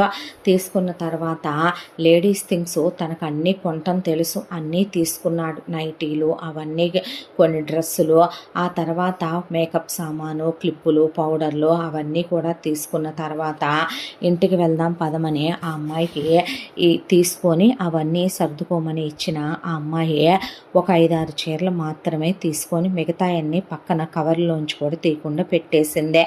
అంతా దాంట్లో ఒక భార్యగా ఆ అమ్మాయి చేయాల్సినవన్నీ ఆ ఇంట్లో చేస్తూనే ఉంది. పేరు పెట్టి ఆ అమ్మాయి అత్తయ్య మామయ్య అని వరుసలు పెట్టి పిలవదో, మీరు మీరు అని శంకర్రావుకి న్యూస్ పేపర్ ఇవ్వటం, కళ్ళద్దాలు ఇవ్వటం, శంకర్రావుకి టిఫిన్ వడ్డించటం, భోజనం వడ్డించటం, శంకర్రావుకి తలనొప్పిగా ఉందంటే బాంబు రాయటం, కాఫీ పెట్టివ్వటం, రాజ్యానికి మోకాళ్ళు 2 నొప్పులు, వంగి ఆయింట్మెంట్ రాసుకోలేదు, 135 కిలోలు వెయిట్ ఉంటుంది, మనిషికి ట్యాబ్లెట్లు ఇవ్వటం, బీపీ ట్యాబ్లెట్లని, ఆ అమ్మాయి కాళ్ళకి బాంబు రాయటం. అంతా దాంట్లో పుష్పకు ఒక రోజున అడ్డమైన గడ్డి తిని వాంతులు పుడితే పనివాళ్ళు కూడా మేము చేయమంటే తప్పు పట్టుకోకుండా ఆ అమ్మాయి వాంతులన్నీ ఎత్తిపోసే, మాత్రలేసి పక్కనే ఉండి చూసుకుంటే మలమూత్రాలు కూడా ఎత్తిపోయించుకొని ఆ అమ్మాయిని ఎవడి కోసం దీనమ్మ నా మొగుడిని ఉంచుకోలా అనుకుందే తప్ప ఆ అమ్మాయిని కనీసం ఒక మనిషి అన్నట్టు కూడా చూడలేదు పుష్ప. ఇంట్లో వాళ్ళు ఆ అమ్మాయిని ఒక శత్రువులానే చూడటం మొదలు పెడితే మోహన్ రావు ఏమీ మాట్లాడు, అన్నిటికీ అసమర్థత, మౌనం. అంతా దాంట్లో ఆనంద్ బయటికి వెళ్దాంగా అనే ఆ అమ్మాయిని అలా బయటికి తీసుకెళ్ళి సినిమా హాల్కి వెళ్తే తను సినిమాలో స్క్రీన్లో కళ్ళు పెడతాడు, తన ఆలోచనలు కల్పన దగ్గరికి వెళతాయి. జీవని మౌనంగా కూర్చుంటుంది, ఏమీ మాట్లాడదు. ఆ తర్వాత ఈ చీర కట్టుకో అని అమ్మాయికి చీర తీసుకొచ్చి ఇచ్చిన అది పక్కన పెట్టేస్తే, పువ్వులు తీసుకొచ్చి ఇచ్చిన తీసుకెళ్ళి దేవుడికి వేసేస్తే, ఎందుకంటే తను ఎప్పుడూ ఆ అమ్మాయి దగ్గర ప్రేమగా కూర్చొని నవ్వుతూ సరదాగా తను మాట్లాడడం, ఏదో ఫార్మాలిటీగా ఊళ్ళో వాళ్ళు అన్నారు కదా ఒక హస్బెండ్గా తను ఇవన్నీ చేయటం తన రెస్పాన్సిబిలిటీ అన్నట్టు, ఏదో ఒక రోజు ఒక వర్షం కురిసిన రాత్రి తనకి మూడొచ్చో ఫీలింగ్స్ వచ్చో ఆ అమ్మాయి వచ్చి తన్ని వాటేసుకొని కౌగిలించుకోనో, తను ఆ అమ్మాయి మధ్య ఒక కాపురం జరగకపోద్దా, పిల్లలు పుట్టకపోతారా అన్నట్టే ఉంటుంది ఆనంద్ ధోరణి. ఇలా ఒక 6 నెలల కాలం గడిచిపోయింది. ఎన్నాళ్ళు కూతురు ఎప్పుడన్నా ఫోన్ చేస్తే మాట్లాడటమే తప్ప ఈ ఇంటికి జానకి రాకూడదు కాబట్టి ఏ రోజు ఆవిడ వచ్చింది లేదో. ఆ అమ్మాయే వాళ్ళమ్మని చూడటానికే ఎప్పుడో అప్పుడప్పుడు వెళ్ళి రావటమే తప్ప ఆనంద్ వెళ్ళడు. ఇక ఇలా రోజులు గడిచిపోతూ ఒక రోజున జీవనికి ఒంట్లో బాగాలేదు. జీవనికి బాగా జలుబు దగ్గు కాస్త జ్వరంగా కూడా ఉంది. ఆనంద్ రిస్క్ తీసుకోవటం ఎందుకు, హాస్పిటల్కి వెళ్దాం పదమనమని ఆ అమ్మాయిని తీసుకొని టౌన్ హాస్పిటల్కి వెళ్ళాడు. కూతురు ఆవిడతో ఒంట్లో బాగాలేదని చెప్పిందనే దాంతో ఆవిడ కూతురు కాస్త రొంపగా ఉంది అన్నారని చెప్పి కూతురుకి అవి ఇవి అని వండి కాస్త నాటుకోడి పులుసు అది పెట్టుకొని కూతురు కోసం గారెలవి చేసుకొని కాస్త కూతురు కోసం అవి ఇవి కొన్నవి తీసుకుని రాకూడదు అని తెలిసిన పని వాళ్ళెవరో గబాలన అందుబాటులో లేరు. తప్పే ఉంది బిడ్డను చూసుకొని వస్తే అనే దాంతో 4 అడుగులేసి వీళ్ళింటికి వచ్చింది. వచ్చేసరికి ఆవిడ్ని ఆగు, లోపలికి రావడానికి వీలు లేదు, నువ్వే వత్తవే ఈ ఇంటికి రావటానికని పుష్ప అనేసరికి జీవని కోసం వచ్చాను అంటే నీ కూతురు లేదు, మాయరోగం వచ్చిందని వాడు నీ కూతుర్ని టౌన్ ఆసుపత్రికి తీసుకెళ్ళాడు అనే రాజ్యం అనేసరికి వెళ్ళి నీ కూతురు వచ్చాక రా అంది రాజ్యం. అన్న తర్వాత జానకి అలా బయలుదేరబోతూ ఉండగా జానకిని పట్టుకొని ఆగవే వేశ్య అని వెలయాల అని, నా మొగుడుతో కులికావని, నా మొగుడుతో పడుకున్నావని, దిగజారిపోయిన ఆడదానివని, నీతి జాతి లేని దానివని, అసలు నీ అమ్మా బాబులు నిన్ను ఎలా కన్నారు, ఎలా పెంచారో, నాలా పతివ్రతలా ఉండాలి, నువ్వు పతితవనే నానా మాటలు చెవులతో వినలేని బూతు మాటలు తిట్టే నీ కూతుర్ని నా తమ్ముడి దగ్గర పడకలు మార్చి నా తమ్ముడి దగ్గర నువ్వు ఉంపుడుగత్తె కన్నా హీనంగా నీ కూతుర్ని చావనే నీ కూతురు తాళి కట్టించుకోగానే పెళ్ళాం అయిపోద్దా, మా తమ్ముడిని వశం చేసుకుందని పిచ్చోడిని చేసుకుందని ఆ అమ్మాయితో ఆనంద్ సంతోషంగా ఉంటున్నాడని పుష్ప ఊహించుకొని ఏదో పడగదిలో వాళ్ళిద్దరి మధ్య జరిగిపోతుంది, తన కూతురు అనుభవించాల్సిన సుఖమేదో ఆ అమ్మాయి అనుభవించేస్తుందనే అక్కసు గుండెల్లో మండిపోయి ఆ అమ్మాయిని నానా మాటలు, 1 కాదు 2 కాదు, అసలు ఆ కన్న తల్లి ముందు పట్టుకొని కన్న కూతుర్ని అనకూడని హీనమైన మాటలు ఎన్నో అనేసరికి ఆవిడ మాటలు భరించలేకపోయిందే. ఒక్కసారి నేను చెప్పేదే విను పుష్ప నువ్వు అనేసరికి నన్ను నువ్వు పేరు పెట్టి పిలుస్తావంటే అని ఆవిడ మీద చేయి చేసుకొని జుట్టు పట్టుకొని ఆవిడ ముడంతా ఊడిపోయి ఆవిడ్ని కొట్టుకుంటూ తీసుకెళ్ళి గేటు బయటికి తోసేసేసరికి ఇప్పటి వరకు ఆవిడ పడ్డ మాటలు వేరే విషయం, పైగా ఆవిడ్ని వీళ్ళు అన్న మాటలు వేరే విషయం, కూతుర్ని పట్టుకొని తార్చటాలు, కూతుర్ని పట్టుకొని పడకల్లోకి పంపటాలు అన్న మాటలు ఒక తల్లిగా తీసుకోలేకపోయిందే. ఇంటికి వెళ్ళిన ఆవిడ అలా కూర్చుండిపోయిందే. ఇక హాస్పిటల్ దగ్గరకని వెళ్ళిన ఆనంద్ జీవని తిరిగి వచ్చేసరికి సాయంకాలం సమయం 4 అయిందే.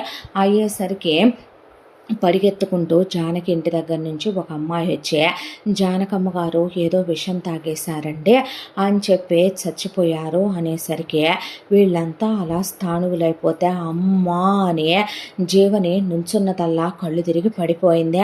పడిపోయేసరికి ముదరష్టపదాన నువ్వన్న వాటికే అది విషం తాగినట్టుంది, ఎందుకే నోరు పాడేసుకున్నావు అంటే పర్లేదు పేడా పోయింది, బోంకున్న భారం తగ్గింది, దరిద్రం వదిలిపోయింది అని పుష్ప అనేసరికి ఏమైందమ్మా అన్నాడు ఆనంద్.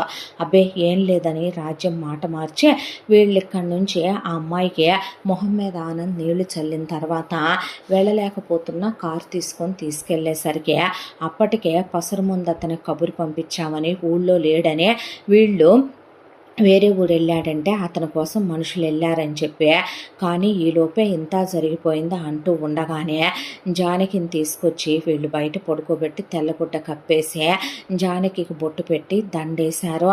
వేసేసరికి అమ్మాయి అలా నేల మీదే కూర్చుండిపోయింది. వాళ్ళమ్మ పక్కన కూర్చుండిపోయి కళ్ళల్లోంచి నీళ్లు కారిపోతున్నాయి. ఈలోగా సమయం 5 అయింది. ఏంది చూస్తూ ఉంటారో, అనాథ కుక్కలు, వేసెలు, వెలయాళ్ళు ఊరి చివరి గుడిసెల్లో ఉండే చాలా పోతా ఉంటాయి, వాటన్నిటి గురించి వెలయాళ్ళ గురించి ఆలోచిస్తూ ఉంటారా ఏంటి, ఈడ్చవతల పడేయాలి కానీ ఆరైతే మళ్ళీ శవాల్ని తీసుకెళ్లరు, సూర్యాస్తమయం అయిపోయిందని చెప్పి ఎత్తేయండి ఎవడో ఒకడు అనేపాటికి ఇప్పుడు తలకొరివి ఎవడు పెట్టాలి, ఎవరు పెడతారో? నీ తమ్ముడు పెట్టాలి, అల్లుడు కాబట్టి, లేదా నీ మొగుడు పెట్టాలి, ఆవిడకి మొగుడు కాబట్టి. ఎలా మొగుడయ్యాడు? నా మొగుడేమన్నా తాళి కట్టాడా? ఇలాంటి వాటిని ఊళ్ళో ఉండనివ్వటమే పెద్ద విషయం. ఇలాంటి వేశ్యల్ని, వెలయాళ్ళని, ఇలాంటి పతితల్ని, కులతల్ని తీసుకెళ్ళి కాటికాపురుడి చెప్తే ఆడే పెడతాడులే తలకొరివే, ఎత్తవతల పడేయండి అని పుష్ప అనేసరికి లేచి నిలబడింది జీవని. కళ్ళు ఎర్రగా అయిపోయా. అప్పటికే అమ్మాయికి జ్వరం, దగ్గు, జలుబు, తల తిరిగిపోతుంది. ఒకవైపున పోయిన తన తల్లిని చూసే మోహన్ రావు ఏమీ ఎరగనట్టు ఆవిడతో అన్నాళ్లుగా కాపురం చేసే ఆవిడతో శారీరకంగా అన్ని సుఖాలు పంచుకొని మౌనంగా నిలబడిపోయేసరికి ఆనంద్ అలా నుంచున్నాడు. వెళ్ళి ఆ అమ్మాయి మోహన్ రావు దగ్గరికి, ఆ ఊళ్ళో ఆడపిల్లలకి చాలా కట్టుబాట్లు ఉంటాయి, తల్లిదండ్రులకి ఎదురు చెప్పకూడదు, నోరెత్తకూడదు, వాళ్ళని ఒక మాట అనకూడదు అని. అలాంటిదే పుష్ప ఇలా మాట్లాడటమే ఆ ఊళ్ళో వాళ్ళకి వింతైన విషయం. అక్కడికి మోహన్ రావు వాళ్ళ అమ్మ, నాన్న, 5 అన్నలు, వాళ్ళ పెళ్ళాలు, తమ్ముడు పెళ్ళాం, అక్కల మొగుళ్ళు, చెల్లెళ్ళ మొగుళ్ళు అదే ఊళ్ళో ఉంటారు. వాళ్ళు కూడా వచ్చి నిలబడ్డారు. నిలబడేసరికి లేచి నుంచొని జీవని మోహన్ రావు దగ్గరికి వెళ్ళి కాండ్రిచ్ మోహన్ రావు ముఖాన ఊచి అక్కడి నుంచి దవడలు పగిలిపోయేలాగా కొట్టేపాటికి ఊళ్ళో జనాలందరూ వీస్తుపోయి నిలబడిపోతే శంకర్రావు దగ్గర నుంచి ఆనంద్ వరకు ముక్కు మీద వేలేసుకుని నుంచుంటే, ఏంటే నా మొగుడిని కొడతావు నువ్వు అనేసరికి ఎవరే వేశ్య, ఎవరే కులత, ఎవరే పతిత, అక్కడ దాకా వస్తే నువ్వు వేశ్యవే, నువ్వు వెలయాలివే, నువ్వు కులతవే, నువ్వు పతితవే, మా అమ్మనంటావా మహానుభావురాలు? మా అమ్మ ఏంటో తెలుసా నీకు? మా అమ్మ ఎలాంటిదో తెలుసా నీకు? బజారుదానా, మా అమ్మను పట్టుకొని నీ ఇష్టం వచ్చినట్టు మాట్లాడతావా? ఏరా మోహన్ రావు, నువ్వు నిజాలు ఇప్పటికి కూడా ఒప్పుకోవంట్రా? ఇంకా ఇప్పటికి కూడా మౌనంగానే ఉంటావంట్రా? నువ్వు మనిషివేనంట్రా అసలు అనేసరికి ఊళ్ళో వాళ్ళంతా, ఏంటమ్మా ఇదంతా, తండ్రిని పట్టుకొని వీడు తండ్రా? మీ అందరూ ఊళ్ళో న్యాయం మాట్లాడతారు కదండి, మీ అందరూ పెద్ద మనుషులు కదా, ఏం జరిగిందో తెలుసా మీకు నేను పుట్టకముందు గతం అని ఆ అమ్మాయి చెప్పుకురావటం మొదలుపెట్టింది. మా అమ్మమ్మ తాతయ్యలకి మా అమ్మ ఒక్కగానొక్క కూతురు. మా తాతయ్య అమ్మమ్మ ప్రపంచం, ఆ పొలం, వాళ్ళ కష్టార్జితంతో కొనుక్కున్న ఆ 5 ఎకరాలు బంగారం పండే పొలం అదే. ఈ ఊళ్ళో ఉన్న అందరి పొలాల్లో కన్నా మా అమ్మకున్న ఆ 5 ఎకరాల పొలం రేటు చాలా ఎక్కువ. మా అమ్మమ్మకి తాతయ్యకి పచ్చదనం మీద ఉన్న ఇష్టంతో అక్కడే ఇల్లు కట్టుకున్నారు. మా అమ్మని డిగ్రీ వరకు చదివించారు. మా అమ్మకి సంగీతం వచ్చో, మా అమ్మకి నృత్యం వచ్చో, మా అమ్మని ఎంతో అల్లారు ముద్దుగా పెంచి పెద్ద చేసుకుని ఊరికి, ఊళ్ళో జనాలకి దూరంగా ఎంతో ఆనందంగా మా అమ్మే ప్రపంచం అనుకొని బ్రతుకుతూ పెంచి పెద్ద చేసుకొని మా అమ్మ ఒక్కదానికే చాలా బంగారం చేయించింది మా అమ్మమ్మ. ఆ తర్వాత మా అమ్మకి పెళ్లి చేద్దాము అనుకుంటూ ఉండగా ఒక యాక్సిడెంట్లో అమ్మమ్మ తాతయ్య చనిపోయారు. మా అమ్మకు ఒక మేనమామ ఉన్నారు. ఆయన మా అమ్మ కోసం ఒక మంచి సంబంధం తీసుకొచ్చాడు. వాళ్ళ ఊళ్ళోనే నిశ్చితార్థం చేసుకున్నారు. మా అమ్మకి ఇంకొక 10 రోజుల్లో పెళ్లి జరగబోతోంది అని మా అమ్మ ఇక్కడ తన తల్లిదండ్రుల ఇల్లు అనే దాంతో ఇల్లంతా రంగులేయించి బాగు చేస్తూ ఆ ఇంట్లో ఉంది. అప్పుడే ఈ బజార్ది ఈ పుష్ప కడుపుతో ఉందే. ఈ దరిద్రుడు మోహన్ రావు వెధవ వెళ్ళి మా అమ్మ మీద వీడికి ఎప్పటి నుంచో కన్నుందే. పొలంలో పనులు చేసుకుంటూ అటు ఇటు తిరుగుతూ వీడు మా అమ్మనే చూస్తూనే ఉండే, కాస్త మంచినీళ్ళు ఇస్తారా అనేపాటికి వీడు ఊళ్ళో మనిషే, శంకర్రావు అల్లుడు అనే దాంతో కూర్చోండనే. మా అమ్మ కలలో కూడా వీడి మీద ఎలాంటి ఫీలింగు మా అమ్మకి లేదో. మంచినీళ్ళు తీసుకురావటానికి లోపలికి వెళ్ళిన మా అమ్మ వెనకాలే వెళ్ళి వీడు డోర్లు మూసేసి, ఓపెన్గా చెప్పాలంటే మా అమ్మ నోరు నొక్కేసి మా అమ్మ బట్టలన్నీ తీసేసి బయటికి పరిగెత్తుద్దనే మా అమ్మని మానభంగం చేశాడు. ఒకసారి కాదో ఆ రాత్రంతా మా అమ్మ చేతులు కాళ్ళు కట్టేసి మంచానికి వాడు మోజు తీరా అనుభవించాడు. ఆ తర్వాత కట్లు విప్పి మా అమ్మతో వీడేమన్నాడో తెలుసా? ఇప్పుడు నువ్వు అనాథవే, నువ్వు ఈ విషయం వెళ్ళి ఊళ్ళో చెప్పినా ఊళ్ళో వాళ్ళు నాతోనే నీకు తాళి కట్టిస్తారు. నేను ఒక మగాడిని పెళ్లి చేసుకున్నాను, ఒక నపుంసకపు దాన్ని పెళ్లి చేసుకున్నాను, అది మగరాయిళ్ళ ఉంటుంది, దాంతో కాపురం చేస్తే ఆడదాంతో కాపురం చేసినట్టు అనిపించదు నాకు. మా అమ్మ నాన్న దరిద్రపు మంద, దానికి ఏదో సొమ్ముందనే దాంతో నన్ను చాలామంది పిల్లలున్నారని దానికి ఇచ్చి ఇల్లరికం పెళ్లి చేసి పంపారు. దాని బలుపు దాని పొగరు నాకు నచ్చదు. పైగా దానమ్మకి కూతురుకి కడుపు వస్తే అల్లుడు ముట్టుకోకూడదంట. అలాంటిదే నాకు ఆ యావ ఎక్కువ. నేను సుఖాలన్నీ అణిచేసుకొని ఎందుకు బ్రతకాలే? నాకు నువ్వు చాలా నచ్చావు, నువ్వు చాలా అందంగా ఉన్నావు, నన్ను నమ్ముకున్న ఒక ఇల్లాలుగా నువ్వు ఈ ఇంట్లో పడుండో. నీకు నేను తాళి కట్టినా కట్టకపోయినా నా రెండో పెళ్ళాం స్థానం నీకిచ్చే ఇక్కడే ఉంచుకుంటాను నిన్ను. అలా కాదనే నువ్వు వెళ్ళినా నేనే నిన్ను మానభంగం చేశాను అని నువ్వు చెప్పినా కాదు, నువ్వే నన్ను పిలిచావు, దాంతోనే నిన్ను ఆదరించా నేను చెప్తాను. లేదు అని చెప్పి నువ్వు నన్నేదో జైలుకు పంపిద్దామనుకున్నా రేపటి నుంచే నువ్వు కుదుర్చుకున్న పెళ్లి కొడుకైతే ఇంత జరిగే నేను ఒప్పుకున్నాక నిన్ను వాడు చేసుకోడు. పైగా మరొక విషయం ఏంటి అంటే, నిన్ను ఊళ్ళో వాళ్ళంతా గంటకొస్తావా 2 గంటలకు వస్తావా అని చెప్పి అడుగుతారు నిన్ను అనేసరికి మా అమ్మకు ఆ రోజు నా అనేవాళ్ళు లేరు, వేరే ఆప్షన్ లేదు. మా అమ్మ ఏ కులంలో పుట్టిందో మీ అందరికీ తెలుసు. విలువ గౌరవాలు కులగోత్రాలు ఉన్న ఏ ఆడదైనా ఉంపుడుగత్తెగా ఉండటానికి ఒప్పుకుంటుందా అండి? ఆ తర్వాత మా అమ్మ మౌనం వహించేక తప్పలేదు. వచ్చినప్పుడల్లా వీడు మా అమ్మ మీద పడి కామంతో కుక్కలాగా వీడి శారీరక కోరికలు తీర్చుకొని వెళ్ళేవాడు. అంతా దాంట్లో ఈ పతివ్రత కనే ఆ విషయం దీనికేదో తెలిసిందనే మా అమ్మ కడుపు వస్తే తీయించుకుంటానంటే వీడు తీయించుకుంటే ఊరుకోనని ఒకవైపున, కడుపు ఉంచుకుంటే ఊరుకోనని ఇది మరొక వైపున మా అమ్మ నానా మాటలు అని ఊళ్ళో అందరి జనాల ముందు ఎన్నో అన్నారు. మీ అందరూ మా అమ్మను ప్రతి శుభకార్యానికి పిలుస్తారు, దేనికైనా వచ్చిందా? ఏ రోజైనా ఏ మగాళ్ళ కంటైనా పడిందా? గుడికి కూడా తెల్లవారుజామున 4 గంటలకు వెళ్ళి దండం పెట్టుకొని వచ్చేస్తుంది మహా ఇల్లాలు. ఈ రోజుకి వీడేమైనా మాకు రూపాయి ఆస్తి పెట్టాడా? ఏ పత్తిత్తు ఇక్కడ మాకు వీడేదో తెగ దోచిపెడుతున్నాడు అనుకునేదే. ఇది ప్రతిదీ మన కూతురికి నగలు చేయించు, నువ్వు మన పొలం మీద ఎంత వేజులు వస్తున్నాయో లెక్కలు చెప్పు అని ఇది అడిగితే వీడు మా అమ్మతో శారీరక కోరికలు తీర్చుకొని వెళ్ళటం తప్ప ఒక్క రూపాయి వీడి సొమ్ము మేము ఈ రోజు దాకా ఒక పావల చాక్లెట్ కూడా మా అమ్మ వాడెరగదు నా కోసం. నేను పుట్టాక మా అమ్మే పిల్లలు లేకుండా ఆపరేషన్ చేయించుకుందే. ఇంకా వీడి పిల్లల్ని కనమనే అన్నాడు. ఆ ఉన్న 5 ఎకరాల పొలం మా అమ్మ సొంత వేయించుకొని మరొక వైపున మా అమ్మ కష్టపడి పని చేస్తూ పాడిని పెట్టుకొని డైరీని నడిపించుకుంటూ మా అమ్మ రూపాయి కూడబెట్టుకుంటూ నన్ను తన కష్టార్జితంతో కాన్వెంట్కి పంపించి చదివించింది. ఎంటెక్ వరకు నా చదువు కంప్లీట్ అయిపోయింది. ఎంఎన్సీ కంపెనీలో జాబ్ వచ్చింది. ఓపెన్గానే చెప్పాను వీడికి, నువ్వింకా మా అమ్మ లైఫ్లోకి రావద్దు, మా అమ్మని తీసుకొని నేను సిటీకి వెళ్ళిపోతాను, మా అమ్మని నేను బ్రతికించుకుంటాను, నేను చూసుకుంటాను, ఇక మీదట నీకు మాకు ఏ బంధాలు సంబంధాలు వద్దు అనేసరికి శంకర్రావు గుర్తొచ్చింది. ఆ మాట వెళ్ళిపోతానంది మామయ్య, తీసుకొని వెళ్ళిపోతుంది, చదువు అయిపోయింది, ఉద్యోగం వచ్చింది అన్నమాట. ఆనంద్ నిన్న ఒక మాట అడుగుతాను నేను, నిజంగా నీతి జాతి ఉన్న ఒక అమ్మ అబ్బకే పుట్టావా నువ్వు? నువ్వేమైనా పత్తిత్తువి పతివ్రత పురుషుడువా? చిన్నప్పటి నుంచే నా లైఫ్లో ఏ మగాడు లేడు. నేను నిన్ను చిన్నప్పటి నుంచి గమనిస్తూనే ఉన్నా, చూస్తూనే ఉన్నాను. మేనగోడలనే పాటికి పెద్ద అయిన తర్వాత పెళ్ళి అయ్యేంత వరకు ఒక ఆడదాంతో ఒక మగాడు హద్దుల్లో ఉండాలి. అలాంటిదే నువ్వు బైకుల మీదే తిరిగావా? నువ్వు దానికి మూతి ముద్దులే ఇచ్చావా? దానికి నువ్వు ఇన్నర్స్ దగ్గర నుంచి కొనుక్కొచ్చే నువ్వు దానికి స్టేఫ్రీల దగ్గర నుంచే సప్లైలు చేసావో నాకు తెలియదు అనుకుంటున్నావా?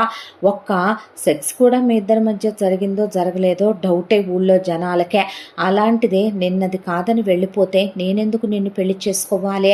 నీ వల్ల నా ఉద్యోగం మానేశాను నేను, నాకు విలువ ఉందా? నేనేదో చేసినట్టు మీ అబ్బాయి ఈ రోజు వరకు నా ఒంటి మీద చెయ్యలేదు. నువ్వు ఆడదానివా? నీకు నీ కూతుర్ని పెంచటం రాదు, నీ కూతురికి నీ మనవరాల్ని పెంచటం రాదు. మా అమ్మని పట్టుకొని మాటలని నానా మాటలని నా చేత పాచి పనులు చేయించి తిండి తినివ్వకుండా ఇంట్లో నానా నరకాలు పెడతంటే ఈ విధవ దీని నోటి కింద రద్దయిపోయి మాట్లాడలేడు మోహన్ రావు గారు. ఏం శంకర్రావు గారు, మిమ్మల్ని ఎంతలో మగాడంటారంటే మేం పెద్ద ఆసావులు భూస్వాములు, మాకు అంతుంది ఎంతుంది, మా కులం ఇది, నేను ఊడి పెద్దనని చెప్పుకోగానే సరిపోయిందా? ఏం తప్పు చేసిందని మా అమ్మ నీ కూతురు లాంటిది కాదా? ఒక్కరోజు నువ్వు వచ్చి మా అమ్మకే ఒక తండ్రిలాగా చెయ్యందిచ్చావా? నేనున్నానమ్మా అన్నావా? కనీసం నీ మనవరాలు కోనేల ఫంక్షన్లు పెద్ద మనిషి ఫంక్షన్లు చేస్తుంటే మా అమ్మ దగ్గరికి వచ్చి కూర్చొని ఎలా ఉన్నావమ్మా, పిల్ల ఎలా ఉందని నీ మనవరాలు నీపు మీద ఎక్కించుకొని తిరిగి నువ్వు అడిగావా? వీడు తండ్రిగా దగ్గరికి తీయడు. నాకు తల్లి ప్రేమ ఉన్నా మా అమ్మ దిగులుగా ఉంటుంది ఎప్పుడు చూసినా. నేను అసలు ఎంతోమంది నాకే చెప్పారు నేను అందంగా ఉంటానని, ప్రేమిస్తున్నాననే. అసలు ఇలాంటి ఒక ఫ్యామిలీని చూసి నేను ఎవరినే యాక్సెప్ట్ కూడా చేయలేదో.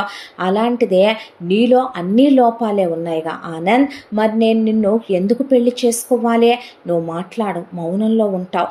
వెళ్ళిపోయిన నీ మేనగోళ్ళు నిన్ను చీకొట్టి ఓపెన్గా అది లేచిపోయింది నువ్వు వద్దని చెప్పే. అయినా సరే నీకు అదే కావాలి. ఈ మోహన్ రావుకి పుష్పనిచ్చి ఎందుకు చేశారు శంకర్రావు గారు? నేను చెప్పనా ఎందుకో? అప్పటికే ఊళ్ళో ఉన్న చాలామంది మగాళ్ళ దగ్గర మీ కూతురు పవిట చార్చడానికి సిద్ధంగా ఉంది.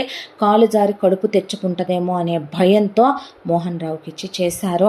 ఏమ్మా ఇంతమంది మీరు మోహన్ రావుకి అక్కలున్నారు, చెల్లెళ్ళున్నారు, వదినలున్నారు, మరదలుందే. మిమ్మల్ని నానమ్మ తాతయ్య అని నేను పిలవకూడదు, కానీ ఇలాంటి కొడుకునే మీరు ముక్కలు ముక్కలుగా నరక్కుండా మీకంటూ ఒక ఇంటి పేరు విలువ ఉంది కదండి. ఎలా వదిలేసి ఊరుకొని మా అమ్మకి శిక్ష విధిస్తుంటే మీరు చూస్తూ ఊరుకున్నారనేసరికి తల దించేశారు ఎక్కడి వాళ్ళు అక్కడ. దాంతో ఆనంద్కి మొహంలో రక్తం చుక్కలేదు.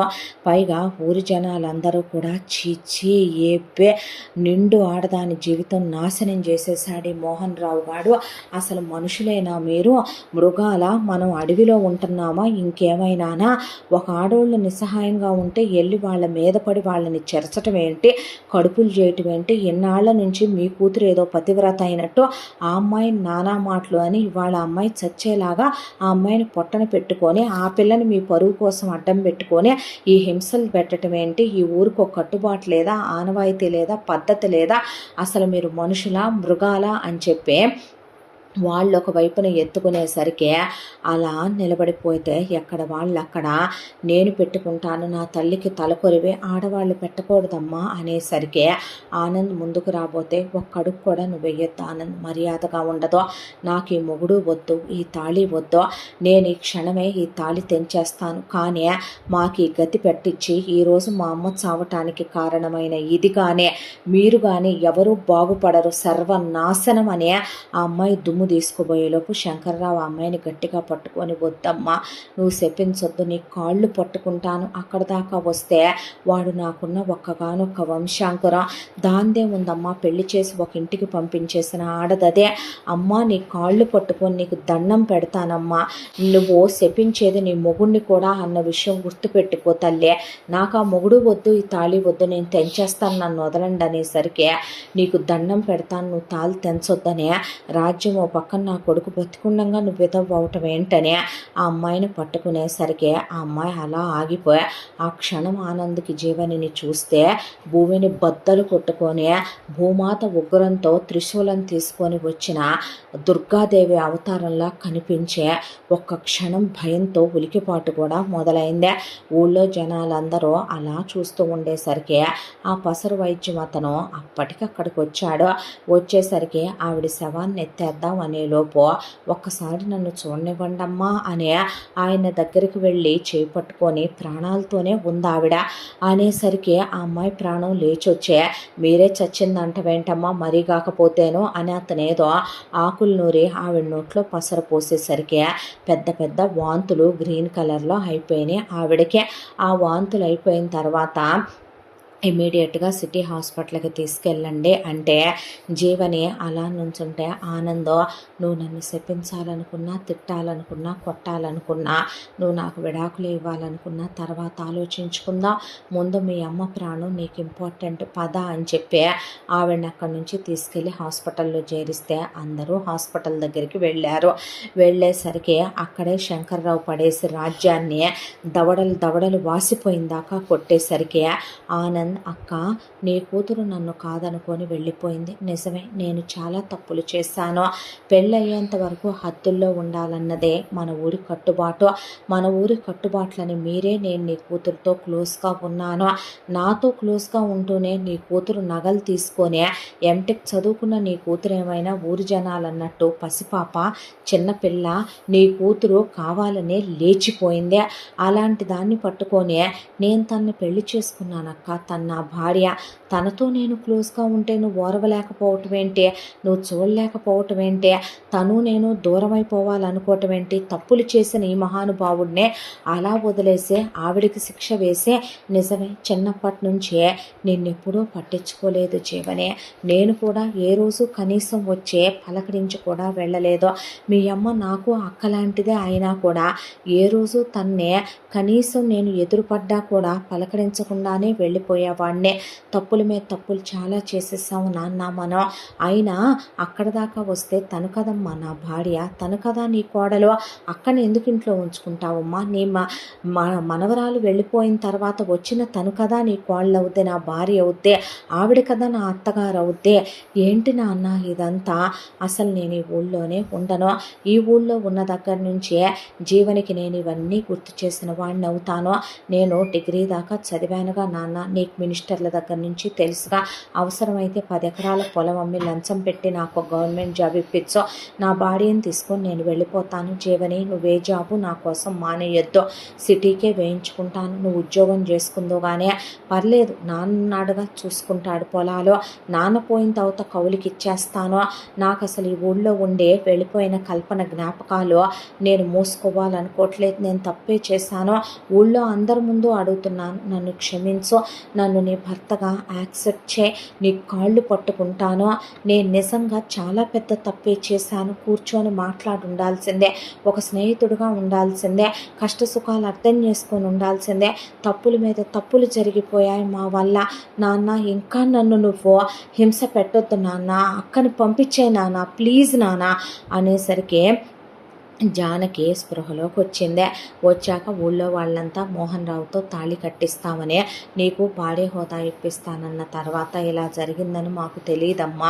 అనేసరికి, ఏ రోజు ఆవిడ తాళిలో నేను భాగం కోరుకోలేదు, అతనితో నాకే హక్కులు కావాలని, నా బిడ్డకి నేను ఫాదర్ కాలంలో కూడా అతని పేరు ఆన్సలేదండి, నా పేరు మాత్రమే పెట్టుకుని తండ్రి లేని బిడ్డగానే పెంచుకొచ్చుకున్నాను, నేను ఈ ఊళ్ళో బ్రతకాలంటే ఆ పొలం పెట్టుకొని నేను నా బిడ్డ నెట్టుకు రావాలంటే నా బిడ్డ ఇప్పటికే ఎన్నో కష్టాలు పడిందే, దాంతోనే అతన్ని ఇంటికి రానివ్వాల్సి వచ్చింది ఎన్ని సంవత్సరాలుగా కూడాను, ఆ రోజు మీరు వచ్చి అడిగారు శంకర్రావు గారు, నా కూతుర్ని మీ కొడుక్కిచ్చి చేయమనమని, మీ పరువు పోకూడదని మీలో నేను తండ్రిని చూసుకున్నాను, మీ అబ్బాయిలో నేను తమ్ముడిని చూసుకున్నాను, మీ భార్య ఎన్ని మాటలు నన్ను అన్న ఆవిడలో నా తల్లిని చూసుకున్నాను, మీ పరువు పోకూడదనుకున్నాను, పైగా నా కూతురికి నేను ఒకటే చెప్పాను, ఒక ఇంటికి నువ్వు తలమానికం అవ్వాలమ్మా, తల్లో కిరీటాన్ని అవ్వాలి, పుట్టింటి విషయాలు అత్తింట్లో, అత్తింటి విషయాలు పుట్టింట్లో చెప్పకూడదు, మంచో చెడో నువ్వు అతనికే పుట్టావో,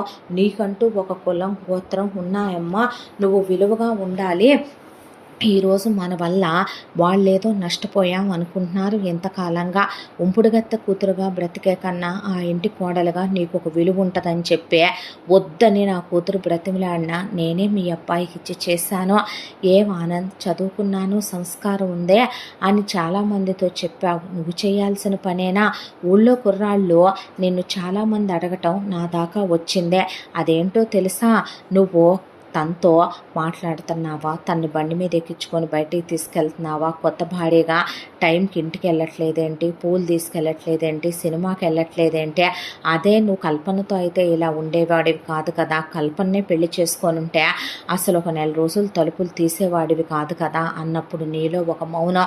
నా కూతురు ఏదో తప్పులో పాపాలు చేస్తే నీకు ఇచ్చి నేను చేయలేదయ్యా, పైగా మోహన్ రావు గారి భార్య అనేటటువంటి అంత పెద్ద కిరీటం నాకు అక్కర్లేదు, నా బ్రతుకు నన్ను బ్రతకనిస్తే చాలు అనేసింది జానకి. అనేసరికి అక్కడే నుంచున్న మోహన్ రావుని వాళ్ళ అమ్మ నాన్న అన్నదమ్ములు అక్కజెల్లెళ్ళు తుక్కు కింద కొట్టే అక్కడే ఉన్న మోహన్ రావు వాళ్ళ అమ్మ నాన్న, ఏమే నీతి జాతి లేందానా, మాకు మా కొడుకుని పెంచడం చేత కాలేదని అడిగింది నీ కూతురు. నీ కూతుర్ని ఇంత బజారు పెంపకం నువ్వెలా పెంచావు రాజ్యం, నీ కూతుర్ని పెంచడం చేతకాల, మనవరాల్ని పెంచడం చేత కాలేదు, చదువులనే దాన్ని సిటీకి పంపించారు, అదక్కడ ఎవరిని మరిగిందో చివరికి నగలు తీసుకొని లేసిపోయింది, దీన్ని ఊళ్ళో ఉంటానే కొడుకు పుట్టిన తర్వాత కూతుర్ని అల్లుడిని ఎందుకు ఇంట్లో ఉంచుకుంటావో, ఏంది కూతురు కడుపుతో ఉంటే అల్లుడు చెయ్యకూడదా, నీ మీద కూడా నీ మొగుడితో ఏంచుకోకేగా, నీ మొగుడు మరి ఊరి చివర ఉన్నటువంటి అనకూడదులే కానీ వేసుల కొంపలకి వెళ్ళి ఆ రోజుల్లో మూతుడుచుకొని ఇచ్చాడు శంకర్రావు, నీ బొత్తుకి నీకు నీ మొగుడితో కాపురం చేయటం రాదు, నీ కూతురు మగాళ్ళలాగా ఉన్నా సరే 4 రూపాయలు ఉంటాయిలే అనే మేము నలుగురిని కన్నామనే ఈ ఎదవని పంపిస్తే పనికి మాలిన ఎదవ, ఒక ఆడపిల్ల జీవితం నాశనం చేస్తావా నువ్వనే కుక్కను కొట్టినట్టు కొట్టే పదవే నువ్వు, నీకు అత్తేంటో చూపిస్తాను, అత్తింటి కాపురం ఏంటో చూపిస్తాను, ఆరుగురు నీ తోడుకోడళ్ళు నాకెందు ఉంటున్నప్పుడు నువ్వెందుకు ఉండవో చూస్తాను, నాకు 7 అల్లుళ్ళు ఉన్నారు ఇదే ఊళ్ళో, ఒకళ్ళు నోరెత్తరు మా ముందు, వాళ్ళు ఎలా ఉంటున్నారో నువ్వు పద్ధతిగా ఉందో కానీ పదవే, సంసారం చేద్దు కానీ నీకు సంసారం విలువేంటో తెలిసేలా చేస్తా, పదరా కుక్క, నువ్వు ఇక నుంచే అక్కడే ఉందో కానీ మన కొంపలోనే అని చెప్పే మోహన్ రావునే పుష్పనే మర్యాదగా రమ్మనమని, నేను రాను, నేనెందుకు వస్తానంటే వెళ్ళిపోమ్మాయి నువ్వు అని శంకర్రావు కూడా నడవమన్నాడు. ఆ తర్వాత ఇంటికి వచ్చాక శంకర్రావు రాజ్యం కలిసి కూతుర్నే మోహన్ రావుకి ఇచ్చి పంపించేశారు వాళ్ళ ఇంటికి. ఆ తర్వాత ఆనంద్ కొంతకాలం ముందు మనం వెళ్ళిపోదాం, ఇక్కడేమీ ఉండక్కర్లేదని చెప్పి ఆ అమ్మాయిని తీసుకొని సిటీకి వెళ్ళిపోయి నువ్వు జాబ్కి వెళ్ళి జీవని అని. ఆ తర్వాత ఆవిడ్ని నన్ను క్షమించండి అమ్మా, ఇక నుంచి మీరే నాకు అత్తగారు అక్క అన్నీ అనుకుంటాను అని చాలా పెద్ద తప్పులు చేశానన్నాడు ఆనంద్. ఈలోపు ఆనంద్ ఒకవైపున చదువుకుంటూ ఎగ్జామ్కి ప్రిపేర్ అవుతూ జీవనితో తన్ని పిక్ చేసుకోవటం, డ్రాప్ చేయటం, ఆ తర్వాత జీవనితో తను క్లోజ్గా ఉండటం, జీవనిని గుడికి వెళ్దామా, సినిమాకి వెళ్దామా, బయటికి వెళ్దామా అని ఆ అమ్మాయి కోసం చీర కొనుక్కురావటం, పువ్వులు కొనుక్కురావటం, ఆవిడికి వంట పనిలో హెల్ప్ చేయనా అంటాం. ఇలా చేస్తూ ఉండగా ఒకరోజు ఆ అమ్మాయితో క్లోజ్ అవ్వాలనుకొని ప్రపోజ్ చేశాడు. క్లోజ్ అవ్వాలనుకుంటే నేను ఇప్పుడే దీనికి సిద్ధంగా లేనని జీవని దూరం పెట్టేసిందే. ఆ అమ్మాయి జాబ్కి వెళ్ళొస్తోంది ఎంఎన్సి కంపెనీలో. ఆనంద్ రాసిన ఎగ్జామ్లో క్వాలిఫై అయ్యాడు. శంకర్రావు బాగా డబ్బులు పెట్టే ఇన్ఫ్లుయెన్స్ వాడటంతో అదే ఊళ్ళో పెద్ద జాబ్ వచ్చిందే. ఆ తర్వాత ఆనంద్ కూడా జాబ్కి వెళ్ళి రావటం మొదలుపెట్టాడు. శంకర్రావు రాజ్యం కంప్లీట్గా నోరు మూసేసుకొని జానకిని అప్పుడప్పుడు వెళ్ళి ఒక కూతురులానే చూసొస్తూ అవని ఇవని తీసుకెళ్ళి ఇచ్చొస్తూ జీవనికి జానకి క్షమాపణలు చెప్పే ఆ అమ్మాయిని నువ్వు నా కోడలివమ్మ అని నగలు కొనిచ్చే శంకర్రావు నువ్వు నా కూతురు లాంటి దానివేనమ్మా అని జానకినే నువ్వు నా మనవరాలు లాంటి దానివే తల్లి అని జీవనిని దగ్గరికి తీసుకొని ఆ తర్వాత మీ ఇద్దరూ సంతోషంగా ఉండండమ్మా అనే చెప్పొచ్చాక మెల్లమెల్లగా ఇలా 2 ఏళ్ల కాలం గడిచిపోయే ఆనంద్ మారటం, ఆనంద్ ప్రేమ జీవనికి అర్థమవటం మొదలుపెట్టింది. ఒక రోజున వాళ్ళమ్మ తీర్థయాత్రలకని వెళ్ళేసరికి ఇద్దరే ఇంట్లో ఉన్నారు. బయట గాలి వర్షం, దాంతో జీవనికి వర్షంలో తడిచిపోయి ఆఫీసు నుంచే ఆనంద్ పిక్ చేసుకొని ఇంటికి తీసుకొచ్చేసరికి ఇద్దరు తడిచిపోయారు. కిందే తడిచిపోయి పైకి వచ్చేసరికి అలా జీవని లోపలికి వెళ్ళి బట్టలు మార్చుకుంటుంటే ఆనంద్ ఎప్పుడు ఆ అమ్మాయి మార్చుకునేటప్పుడు డోర్ వేసుకుంటుంది, వచ్చిన హడావిడిలో డోర్ వేసుకోలేదు. ఆ అమ్మాయి అలా చీర తీయటం, లంగా బ్లౌజ్ మీదే ఉండటం, బయట నుంచే అలా చూస్తూ ఉండేసరికి తను ఒక మగాడు, తనకే ఆ క్షణం ఫీలింగ్స్ వచ్చినాయి. తన భార్యతో క్లోజ్ అవ్వాలనిపించింది. దాంతోనే వెళ్ళి ఆ అమ్మాయిని గట్టిగా హత్తుకున్నాడు.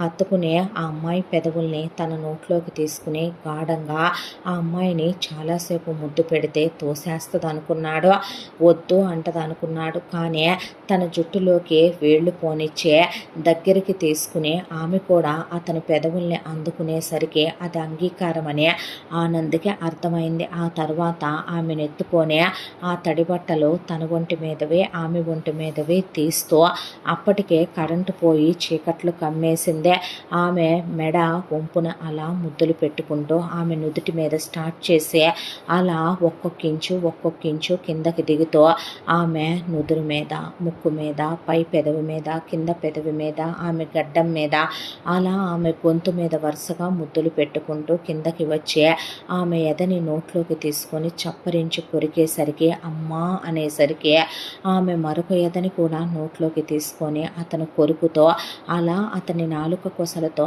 ఆమె ఎద కొసల్ని అతను ఇంకా పట్టి గుంజేస్తూ ఉండేసరికి కిందకి వెళ్ళి ఆమె నాభిని నోట్లోకి తీసుకొని ఆమె నాభితో అతను ఆడుకుంటూ నాభిలోకి నాలుకను చొప్పించి కొరికి అక్కడి నుంచి ఇంకొంచెం కిందకి వెళ్ళి ఆమె ఆడతనాన్ని అతను ఇంకా రెచ్చగొట్టే విధంగా పంటి ఘాట్లు పెడుతూ అతని నాలుక కొసలతో ఆమెకి పులకింతలు కలిగిస్తూ ఆమెనే అలా ఇంకా సిద్ధం అన్నట్టుగా ఆమెకి ఫీలింగ్స్ తెప్పించి ఆమెతో అతను క్లోజ్ అవ్వటం మొదలుపెట్టాడు. అలా బయట ఒకవైపున విపరీతమైన గాలి వర్షం, కోరికలతో రగిలిపోతున్న రెండు శరీరాలు, భార్యాభర్తలైన తర్వాత కూడా దూరంగా ఉన్న ఎన్నో ఆశలు, కలలు, కోరికలు మూటగట్టుకొని ఉన్న నిండు జీవితాన్ని అనుభవించాలనుకుంటున్న జీవనే ఆనందలో కలిసిపోయిందే.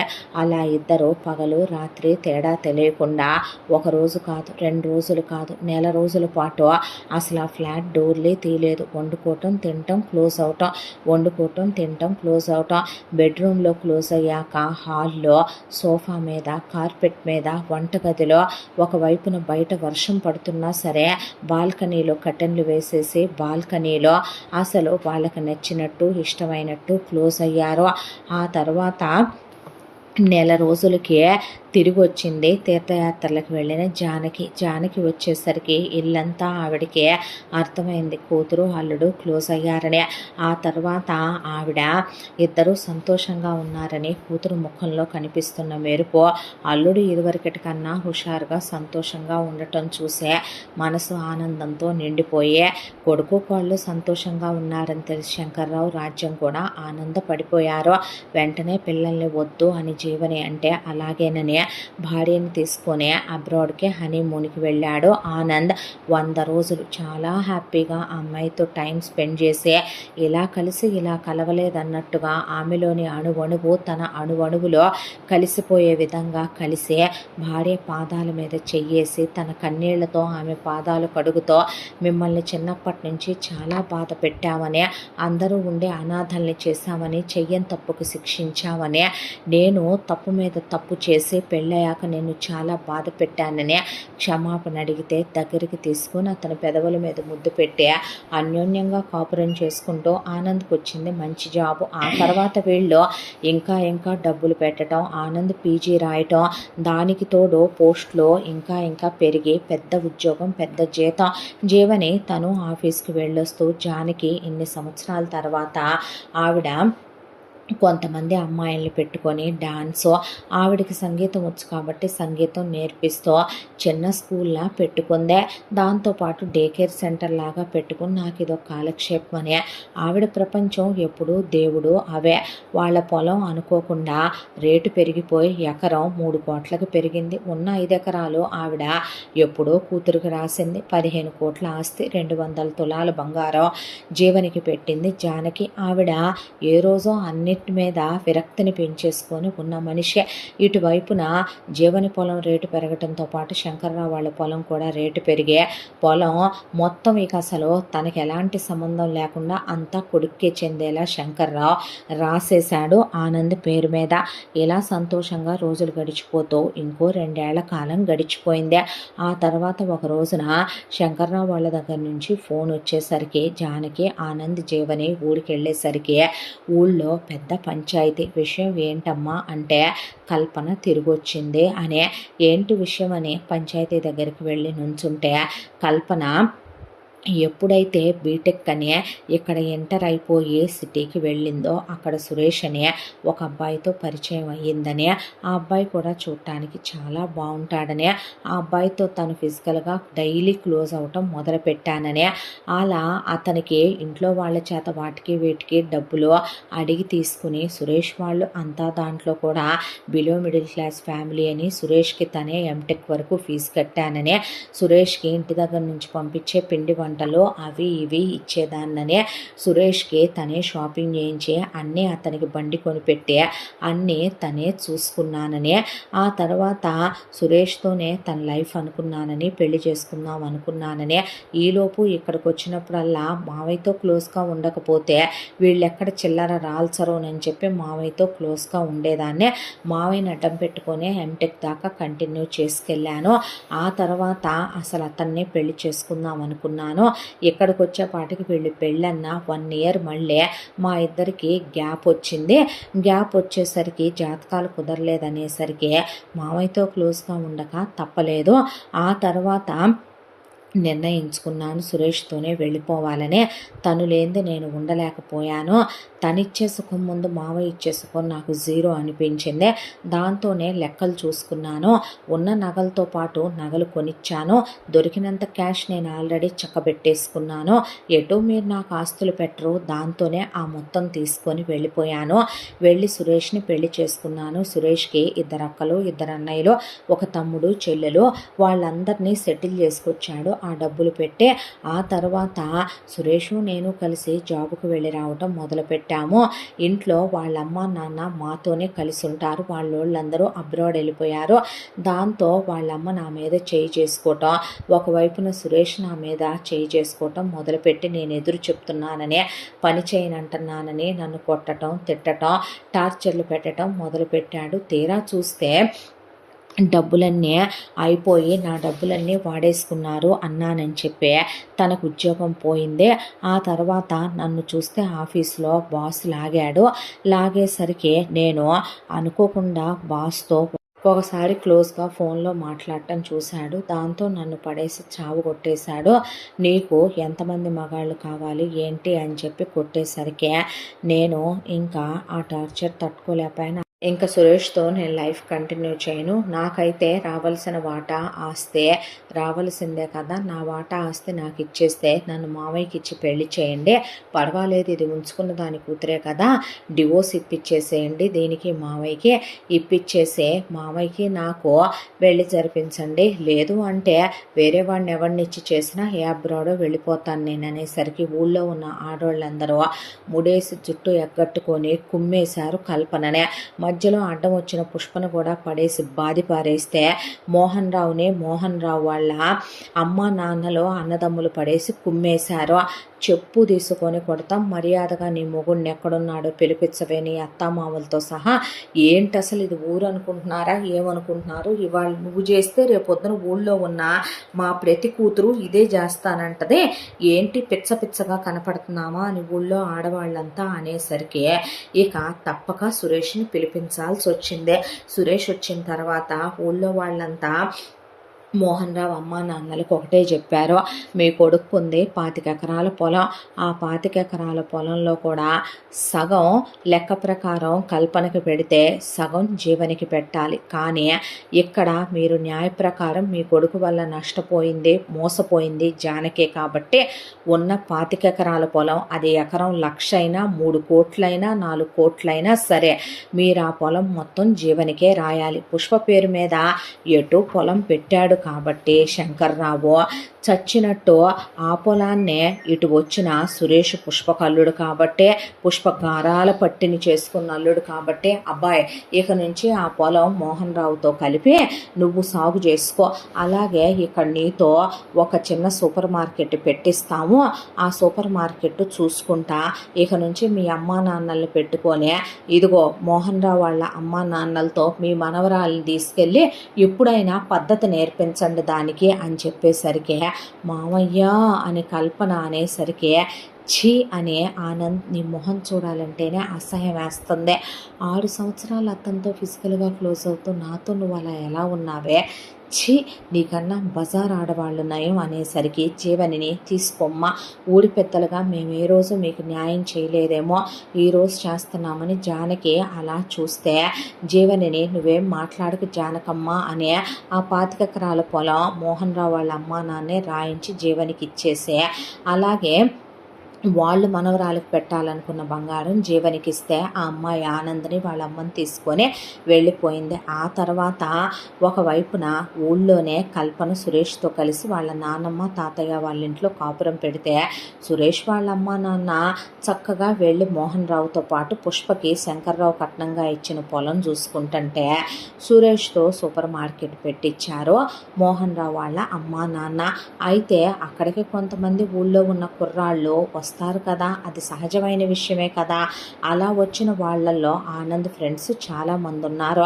అవును సురేష్, కల్పన నీకెప్పటి నుంచి తెలుసు అని చెప్పి మీ ప్రేమాయణం ఏంటని చెప్పి ముందడిగి, అది పల్లెటూరు కాబట్టే నీకో విషయం తెలుసా, నీతో 6 ఏళ్ళు అక్కడ ఫిజికల్గా క్లోజ్ అవుతూ నీతో ప్రేమాయణం సాగిస్తూనే ఇక్కడికి వచ్చి ఆనంద్తో బళ్ళ మీద తిరిగేదని, పంపు సెట్ల దగ్గర ఆనంద్ను పట్టుకొని మీదకు లాక్కునేదని, డబుల్స్ ఎక్కి కౌగులిచ్చుకునేదని, ముద్దులు పెట్టుకునేదని, ఇంకా చాలా చాలా దూరాలు వెళ్ళారని కూడా ఊళ్ళో వాళ్ళు అనుకున్నారు. జాగ్రత్తగా ఉండు, నీ పెళ్ళానికి ఒక మొగుడు ఓ మగాడు చాలుడని ఒళ్ళు మండి చెప్పెళ్ళారు వాళ్ళు. అసలే సురేష్ గాడికి అనుమానం కల్పన మీద ఆఫీస్ బాస్తో అంతకుముందు క్లోజ్గా మాట్లాడిందని. కుమ్మేయటం మొదలు పెడితే సురేష్ని ఆపను కూడా ఆపలేదు మోహన్ రావు వాళ్ళ అమ్మ నాన్న. తాతయ్య అమ్మమ్మ అని శంకర్రావు వాళ్ళ ఇంటికి వస్తే డోర్లు వేసేసి పుష్ప అడ్డం పడిపోతే పుష్పని పడేసి మోహన్ రావు వాళ్ళ అమ్మ నాన్న కుమ్మేసి పుష్పని తీసుకెళ్ళి ఇంటి పని వంట పనులు చేయిస్తూ గేదెల దగ్గర కూడా తొక్కేసి మోహన్ రావుని వెళ్ళి ఒరే కుక్క వ్యవసాయం చెయ్యి, కనపడ్డ ఆడవాళ్ళందరి మీద చిత్తకర్త కుక్కలాగా నోళ్లు మూసి రేపులు చేసి పిల్లల్ని కని ఊడి మీదకు వదిలేయటం కాదురా పనికి మాల వెధవా అని మోహన్ రావుని కొట్టే, ఆ తర్వాత కల్పనకే నాకు పిల్లలు కావాలి, పర్లేదులే నీ అమ్మది 100 ఎకరాల పొలం బాగానే మూలుగుతోందిగా ఆస్తి అని చెప్పి 3 ఏళ్లలో 3 కనిచ్చాడు సురేష్. ఒకవైపున కల్పనకి ఇంటి పని వంట పని, మరొక వైపున కూర్చుంటే తన్ను నుంచుంటే తన్ను తన్నే మొగుడు, గడగళ్ళాడిచ్చే అత్తమామలు, నానమ్మ తాతయ్యలు, పెద్దమ్మలు పెదనాన్నలు, అత్తలు మామయ్యలు, అసలు పుట్టిన దగ్గర నుంచి బాగా ఫ్రీడమ్ ఇచ్చేసి శంకర్రావు రాజ్యం పుష్పదే పెత్తనమని, నాదే రాజ్యం అని అమ్మ కూతుళ్ళిద్దరూ అక్కడ వెర్ర వీగిపోయి పాపాలు తప్పులు చేశారని వాళ్ళని ఊళ్ళోనే తలెత్తుకొనివ్వకుండా జానకిని జీవనిని పెట్టిన బాధలకి వీళ్ళ బ్రతుకులు ఇలా అయిపోయా.